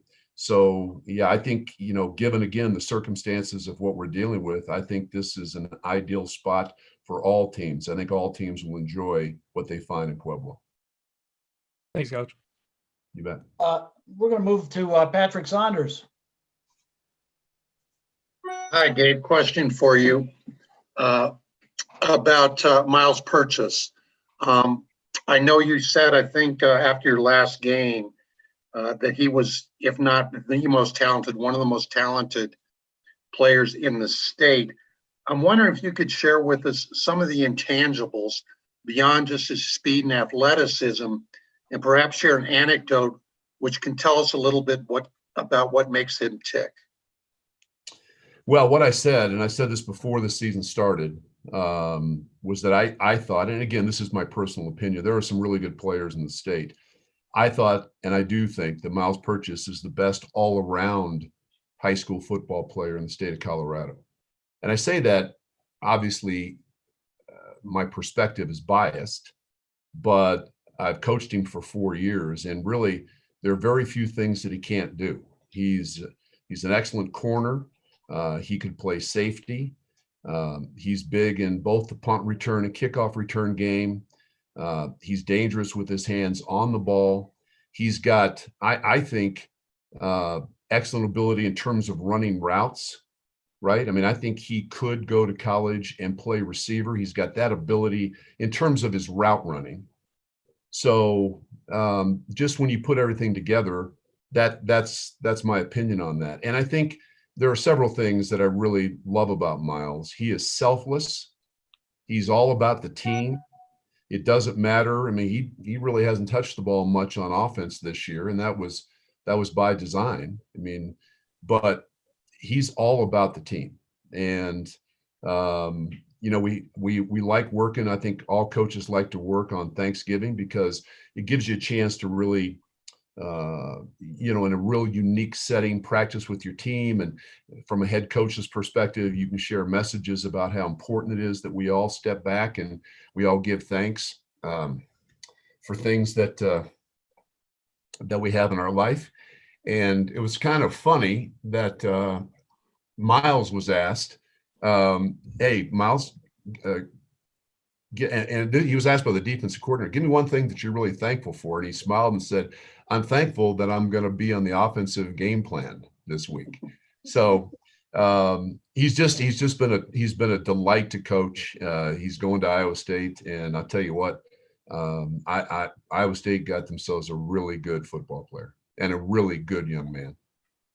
Thank you. Yep. Hart Pisani. Hi, my question is for Coach Yantis. It's a sort of a two-parter. One, obviously you come in, Valor Christian has very prestigious reputation. You're stepping in for Coach Ed McCaffrey. You're coming from back in the state championship. One, do you feel any sort of pressure given that background and to fill in for Coach McCaffrey? Like you have to win the championship? And two, have you had any contact with Coach McCaffrey or anybody at Arizona State, either this season or leading into this game, sort of wishing you luck or helping you out with anything? The first, you know, I have a ton of respect for Coach McCaffrey and what he's done and what the other coaches have done in the past. You know, Coach Weiss, Coach Sherman, the guys that, you know, the past here, but the past is the past. So we're just focused on now. I don't even think about what's happened in the past, to be honest with you. I saw someone put something on records against people, and I just don't pay attention to that. It's about what's happening now. No pressure at all, to be honest with you. It's really a joy for me, and one of the things that we talked about as a staff is just want to enjoy the week. Don't put a lot of pressure on the kids and let them just go have fun. And so that's kind of what our goal is. Obviously, you want to win the football game. That's our goal. Excellence at Valor is precedent. That's what we're trying to be at everything we do. And second, your question, I have a ton of great friends at Arizona State. I haven't talked to Coach Ed McCaffrey, but certainly at Arizona State and all around the country, I have a ton of friends that I've coached with there. And you always want to, you know, a lot of those guys are watching our games online and, you know, call me the next morning. And I always say, hey, did you see something? Did you like something? Did you see something we need to improve on? And, you know, I'm certainly a guy that always wants to learn. You know, if we stop learning, we might as well just hang it up, you know. So, you know, I respect all those guys. So I hope that answers your question. Thank you. Thank you. Ariel Orsuto. Hi, guys. My first question is for Coach Dave Logan. So a lot of people are hyping this up as one of the best games at any level that we'll see in this state. What do you say about that? And I also want to know, when was the last time you've seen one of these types of games in the championship? Can you bring us back to one of those times? And then afterward, I'll have a separate question for Coach Yantis. Wow. Well, no, I think it's a heck of a matchup. I think it's two very good teams. I know in getting prepared for Valor, and Donnie was asked a question about Arizona State, and there's a definite, and with Ben and a lot of guys there that have played in the league, there's a definite college and NFL feel in terms of that, how those kids are coached. They're very well coached. And so I know defensively, they're going to try to take away a couple of things that we probably do the best. And offensively, there'll be some different things, but they're going to try to run the ball, and they're good at what they do. As far as the biggest game, you know, ever, I mean, I don't, that's not how I look at it. I just think it's two really good programs. We were fortunate enough to play in the championship game last year, and that felt like a really big game, you know, really did. So I don't look at it in terms of any sort of historical perspective. You know, players change every year. One thing about high school coaches, and every high school coach on this call, you have to deal with, it's unlike, you know, college football to a certain degree, and it's unlike the NFL. I mean, high school football, if you get a starter for a couple of years, that's pretty good. If you get one for 3 years, that's almost unheard of, right? So the faces in the huddle change more consistently than they do at either of the top two levels. So yeah, I just think every year is different, and we're excited about the matchup on Saturday, and I think it should be a heck of a game. It's a great answer, but I have a totally separate question for Coach Yantis, because I can't ask you about any other Colorado high school games that you've been in. So, Coach Yantis, I'm going to ask about one of your players, the same way that Dave Logan spoke, waxed poetics about Miles Purchase. I want to know about your star running back. Gavin Sawchuk. What do you see from him and in this matchup? And also give us an anecdote about him. Well, first, Gavin Sawchuk in my 20 plus years of coaching, I don't know if I've had a better human being I've ever coached. He's the first one on the field. He's the last one to get his team meal. He's the last one on the field, picking up the field at the end every single day. Selfless, that's what you really strive to teach these young men as they grow into young men, is to be selfless men that care more about others than themselves. So for that, he's an unmatched guy. I mean, he's a very rare young man. So we're blessed to be able to have him in our program. But Gavin goes about his business. He really, we talk about being a pro, and he is everything that he does. He's meticulous about, how he pass pros, his carrying out his fakes, little things, his first and second step, looking the ball into the tuck, securing the football high and tight, squeezing it, reading, the stuff we do in our run game, with his reads. He's very meticulous, and he runs extremely hard. When I got the job, people said, hey, Gavin just runs around the edge and outruns everybody. That's not the case with this young man this year. He's really turned into a complete back that will bring his own block. He will do that if he needs to, but he's very talented. And so just like Coach said about Mr. Purchase, this young man is a very dynamic player that is a difference maker, and I think he'll be a difference maker at the next level as well. So we're blessed to have him for another year. So we're excited about that. But yeah, no finer young man that I've ever coached. Thank you both. We're going to finish up with two last questions. First one will come from Mark Kisla.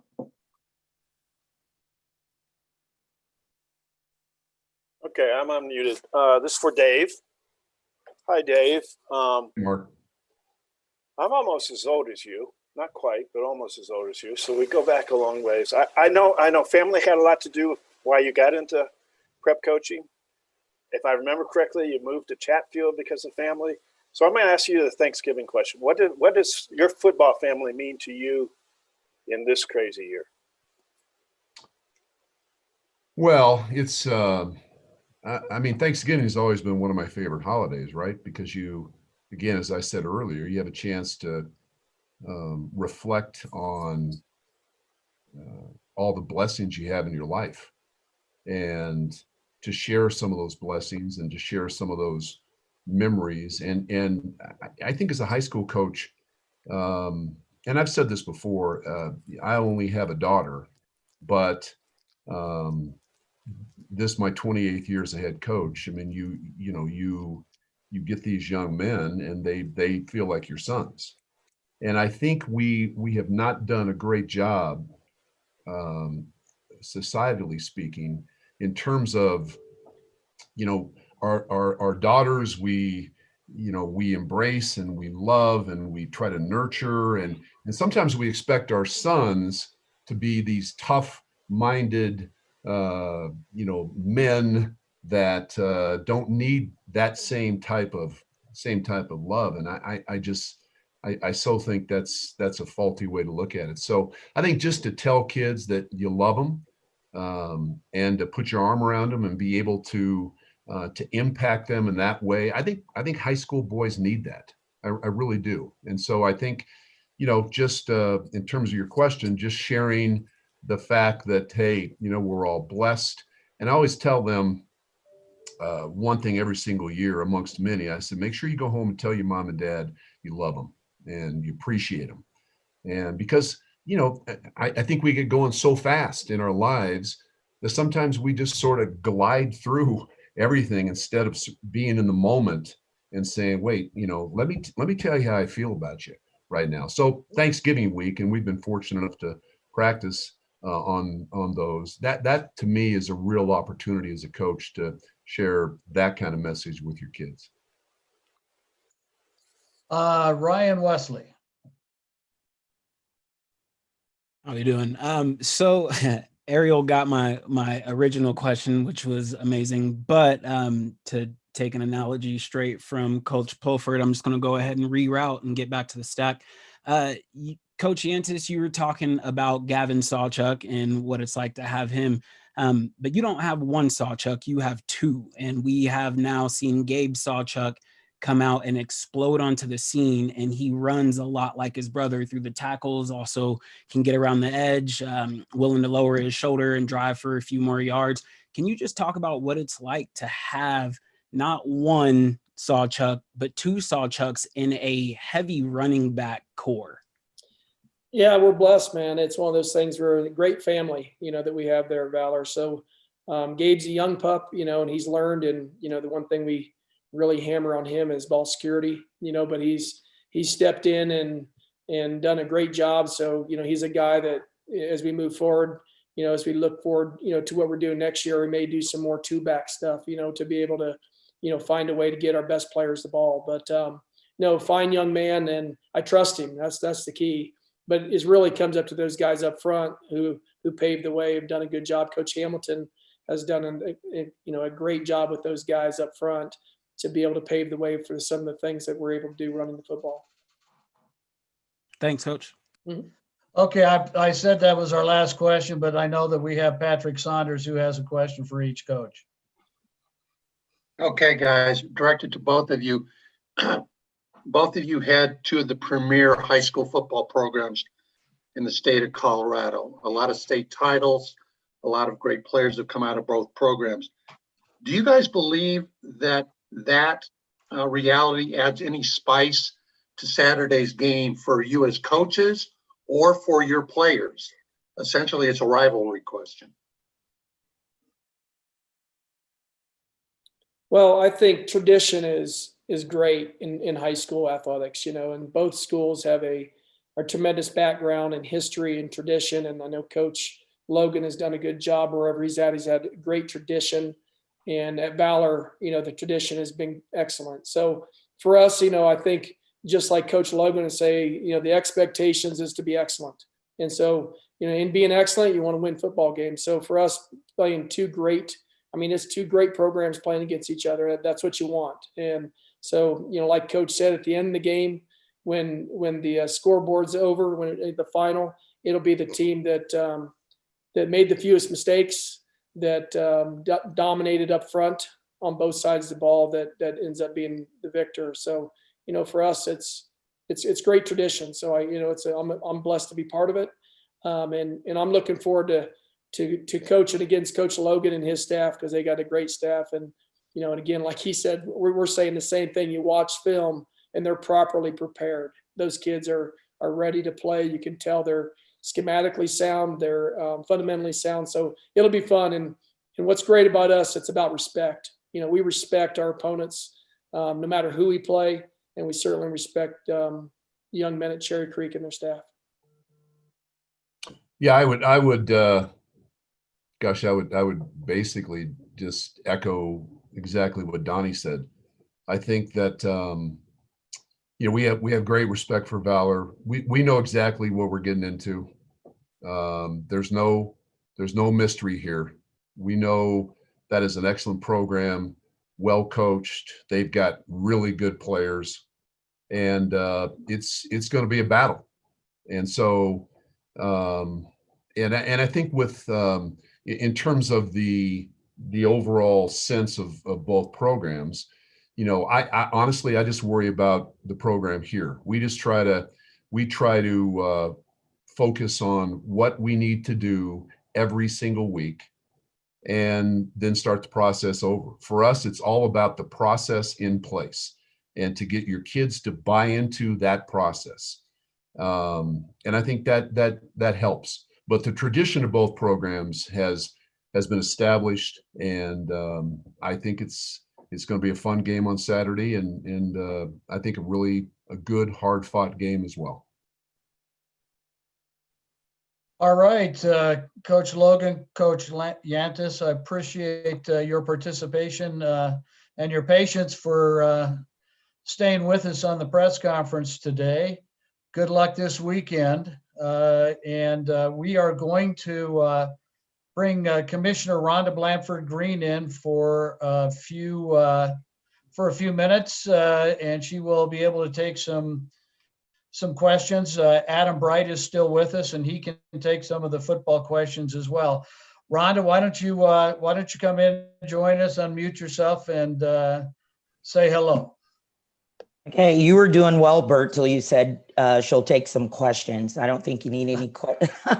But I just want to show everyone this. These were all of my notes for today. And I think I can't top anything that the coaches have brought. I'm like the coach from Palmer Ridge, just writing down some of your inspirational sayings. I would play for any one of you if I was able to play football. So know that this has just been inspiring. We're texting back and forth, talking about the positivity that is coming from each and every one of you. So I just want to congratulate you, first of all, and thank you.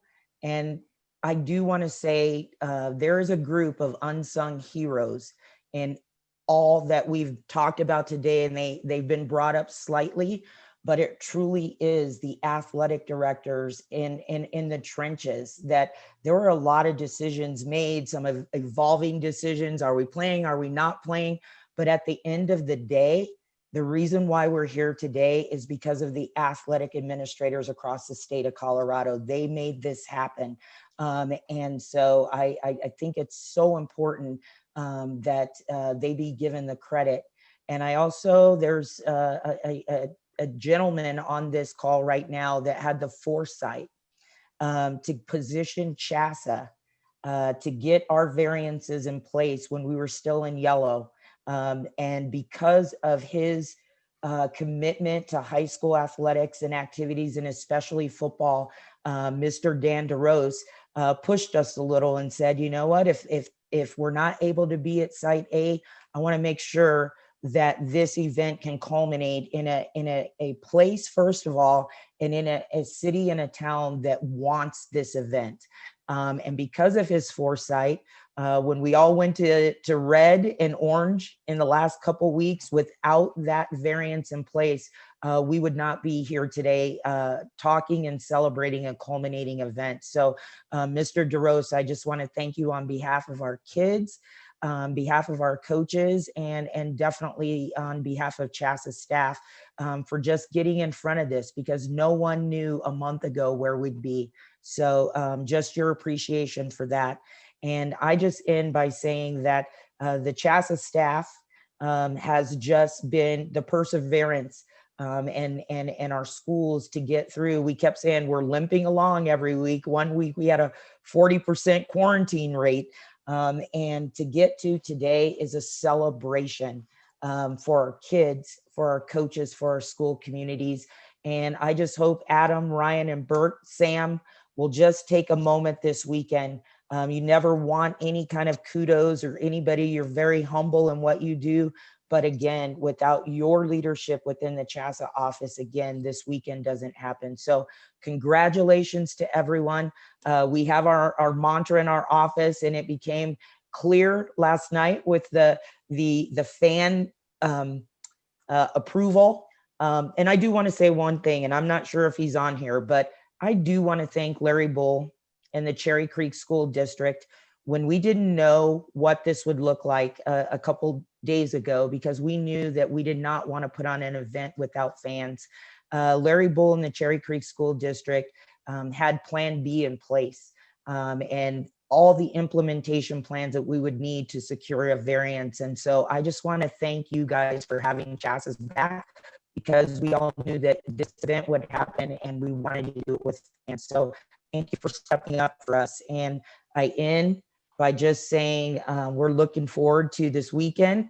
And I started to say our mantra, but I am going to end with it. We are on the road to Pueblo. So thank you all for everything. And thank you to the media that tell our story each and every week. We appreciate you. All right, Rhonda, we've got some folks lined up that want to ask a question or two. Hart Pisani.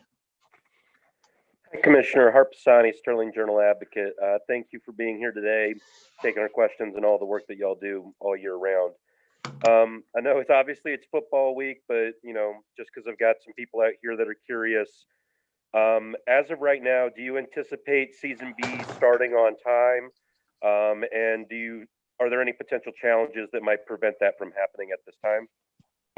Well, the number one challenge is we are in red. Almost every county in the state of Colorado is in red. And if you read the current guidance, it pretty much prohibits any of us from having any sport type practices or competitions. And so we have submitted our variances, and but we are going to be very respectful of where our state is at this time and the educational challenges that are in front of our superintendents and school administrators. And to answer your question, we have our variances in place, and we will be prepared to adjust however the Colorado Department of Health places us to be able to start season B. Thank you. Austin White from the Pueblo Chieftain. Thanks, Bert. Hey, Rhonda, how are you? I am doing much better today than I was last week, Wednesday. I'm sure. Well, thank you so much for your work and all this and everybody. But I want to take us back to that discussion we had with the two-way coaches about Native American mascots. Oh boy. I remember back in the summer, I don't remember what interview it was that you had, but I remember you talked about the difficult, kind of discussions that you at CHSAA had with, Black Lives Matter and, putting out that kind of message. With this, has there been discussion with CHSAA on, if there should be action taken against some of these schools with those kind of mascots? Well, the pandemic has redirected many of the conversations and the initiatives that were in place early on. I was encouraged by the conversation and the answers from the two football coaches around maybe some of the consternation of their mascots, and more so because I have served as an equity officer for CHSAA. I was here when Russell Means came into town, and there were many marches around mascots, and there was a digging in of administrative and town, just saying this is our tradition. And what I heard today was the doors are open for conversations. And it sounds like Eaton and Lamar understand what this means to some of our student athletes, or maybe some of those people outside looking in. So to finalize my answer is to say that I want these schools in these towns to be empowered to make those decisions on their own. They don't need some bureaucratic regulatory agency to come in and say, you do XYZ. It sounds like they're moving in the right direction, and the conversations and the education and just being empathetic to the different diverse groups that we all serve. And so I have to say that there was a level of positivity around what I heard today, and not sure that I heard that 10 years ago as a CHSAA equity officer. So I think we're in celebratory mode. The pandemic has opened up some pretty uncomfortable conversations, and I think it's been an eye-opener for many different groups about what this means to the different groups that we all serve and how we want to be perceived. Thank you, Rhonda. Carl Winder from KOAA.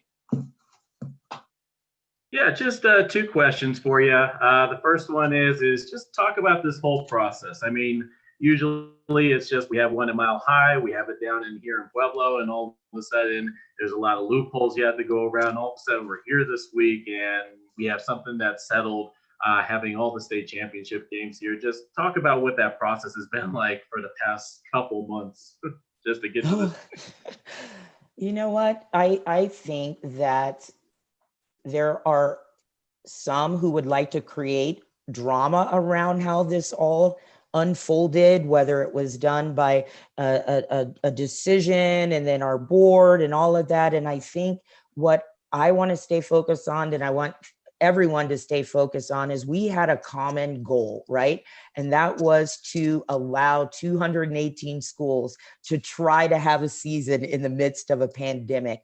And if you look at our sports world right now, I just received 2 text messages during this press conference about the shutdown of CU basketball and putting a pause on basketball right now.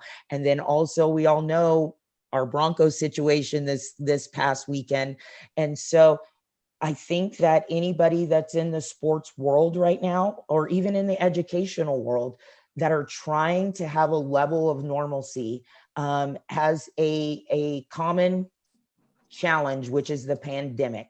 And so we move into these situations knowing that it's not going to flow the way that we needed to. And I think the credit I want to give to our schools and to everyone who works in athletics is that we've remained flexible. And how do we continue to work around this? So although from the outside looking in, it looks like bam, bam, bam, we keep getting hit with more and more challenges. When you're focused on getting to the finish line and the end goal for our kids and our school communities, it is minor in the conversations. And so it's for us, yeah, it's been a tough week. It's been a tough 2 months, but there's a celebratory feeling that's happening in this press conference. It happened last night with the decision. And I just feel like moving through the 2021 season, every time we're able to put another sport onto the court or into the pool, it's incremental success steps that are being made. And so, yeah, anybody trying to operate during a pandemic is going to have some hurdles and some challenges, but staying focused on the positives and why we're in this business, they're not insurmountable by any means. Gotcha. And my last question is, yeah, you guys have come over a lot of challenges and hurdles. Yeah, you still are going to have your critics out there, especially here in Pueblo, wondering, we have all these schools, all these people coming in while we're in level red, and we have our biggest outbreak in November. Just what do you have to tell people in Pueblo when it comes to having these football games this weekend? Just letting you know that we're going to do the best we can. I would have to say, if you looked at the data charts, Pueblo is actually in a better position in the last 3 days than some of our red level cities, right?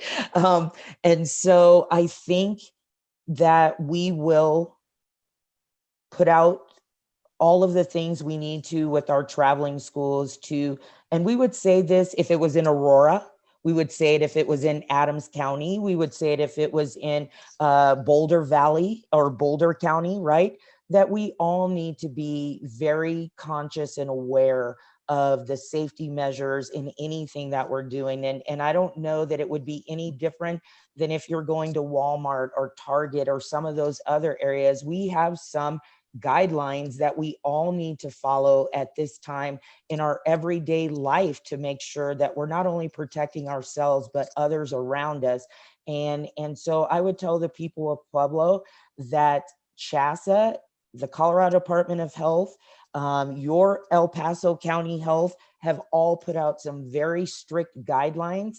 And really, truly, we're there to have football games. And hopefully we will all depart when those football games are done. But we just want to thank the city of Pueblo, because before we even got to the orange or red category, they embraced this event. And many of your city and officials were on board with Dan DeRose to bring this event on. And they have been very supportive, even through going from yellow to red in such a short period of time, right?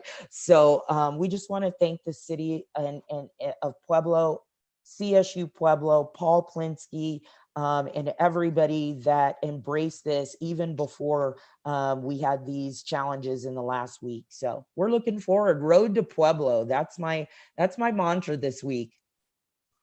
That's all I got. Thank you. Okay, Ariel Orsuto has a question. Hey there, Rhonda. Hey there, So Ariel. So first, my question is a clarification from the end of your opening statement. You said that Larry Bull from Cherry Creek School Districts was on board to help you out in any way if things didn't go your way at the end of all of this.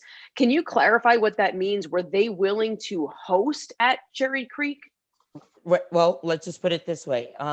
You said if things didn't go my way, so I want to make it clear. Sure. No, I mean, if things, yeah, sure.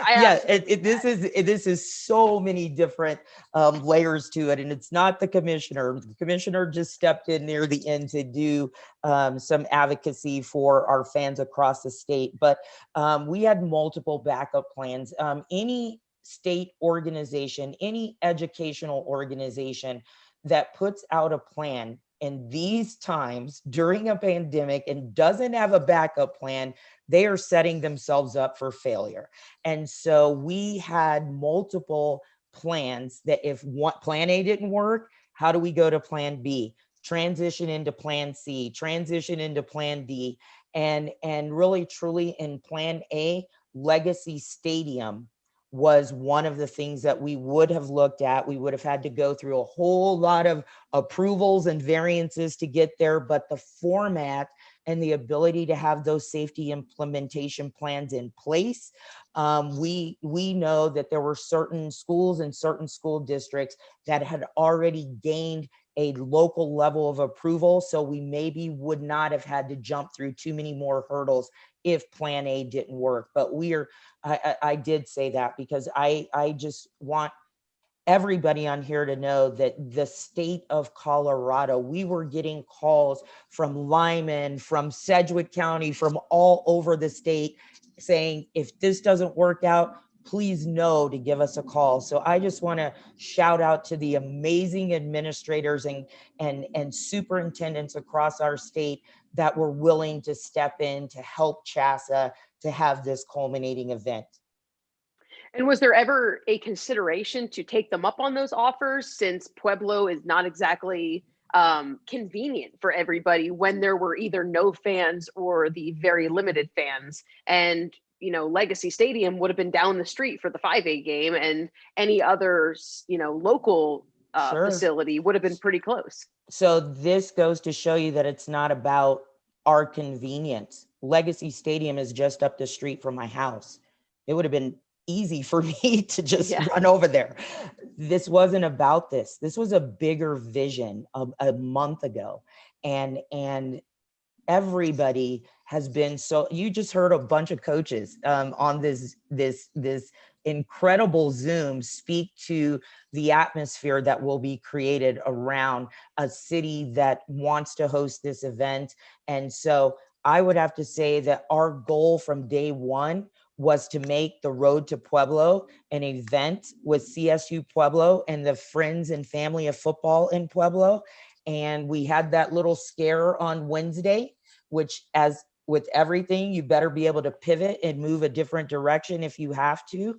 But I do want to thank our state officials that took the time to review the reconsiderations to make this happen for our kids, our schools, and our coaches. And so that would be my answer, is we didn't want to veer from a month ago when this was coming to fruition with multiple levels of support moving forward.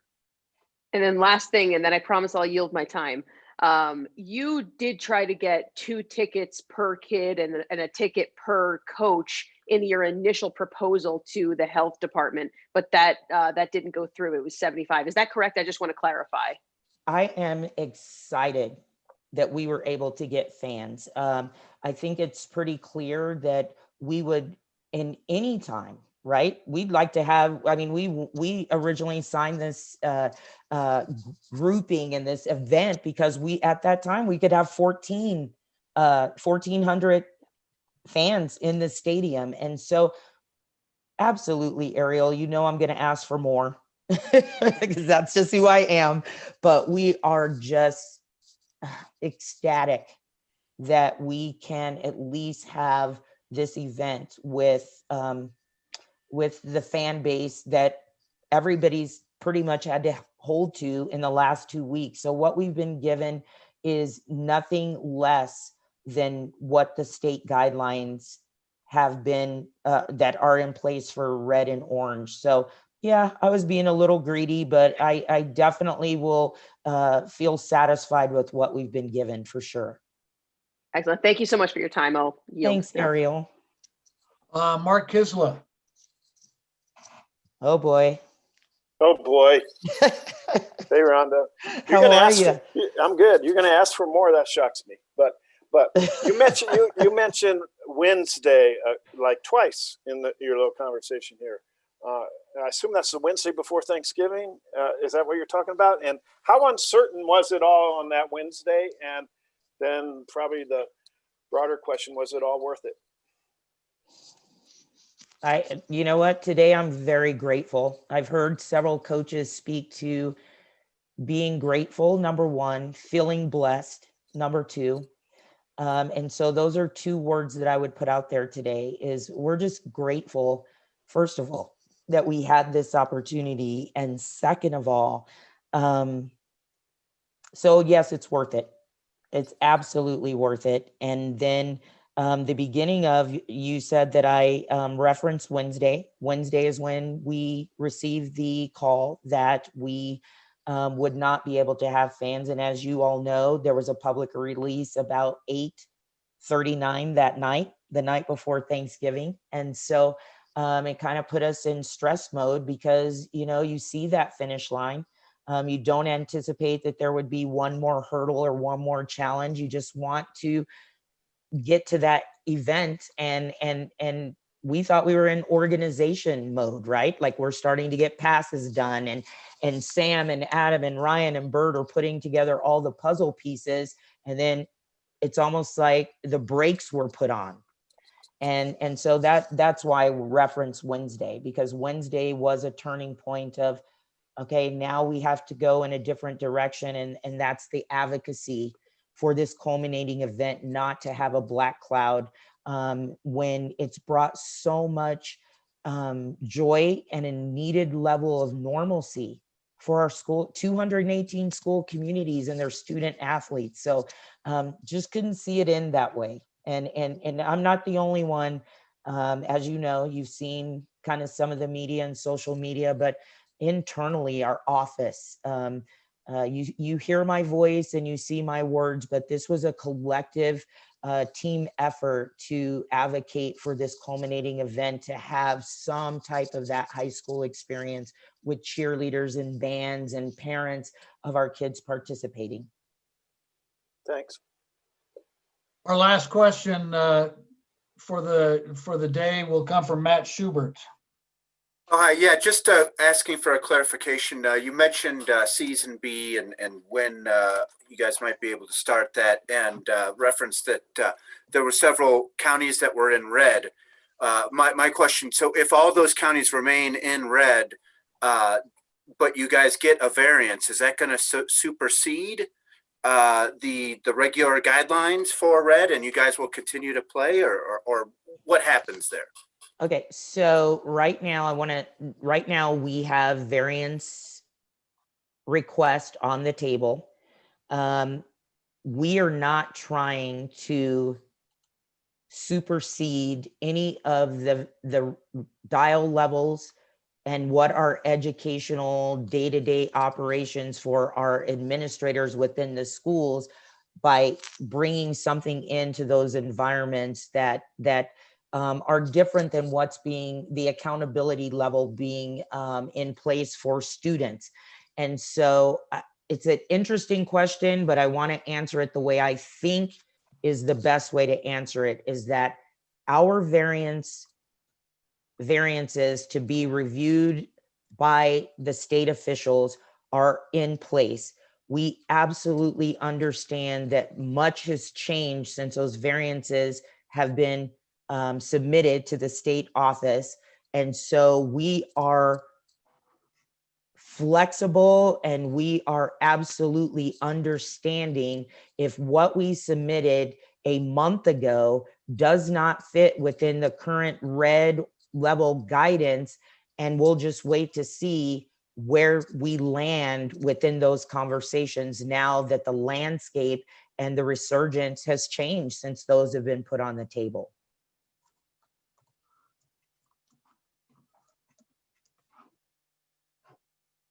So we don't want to ask for anything more than can be reviewed in a safe manner for our kids to start participating.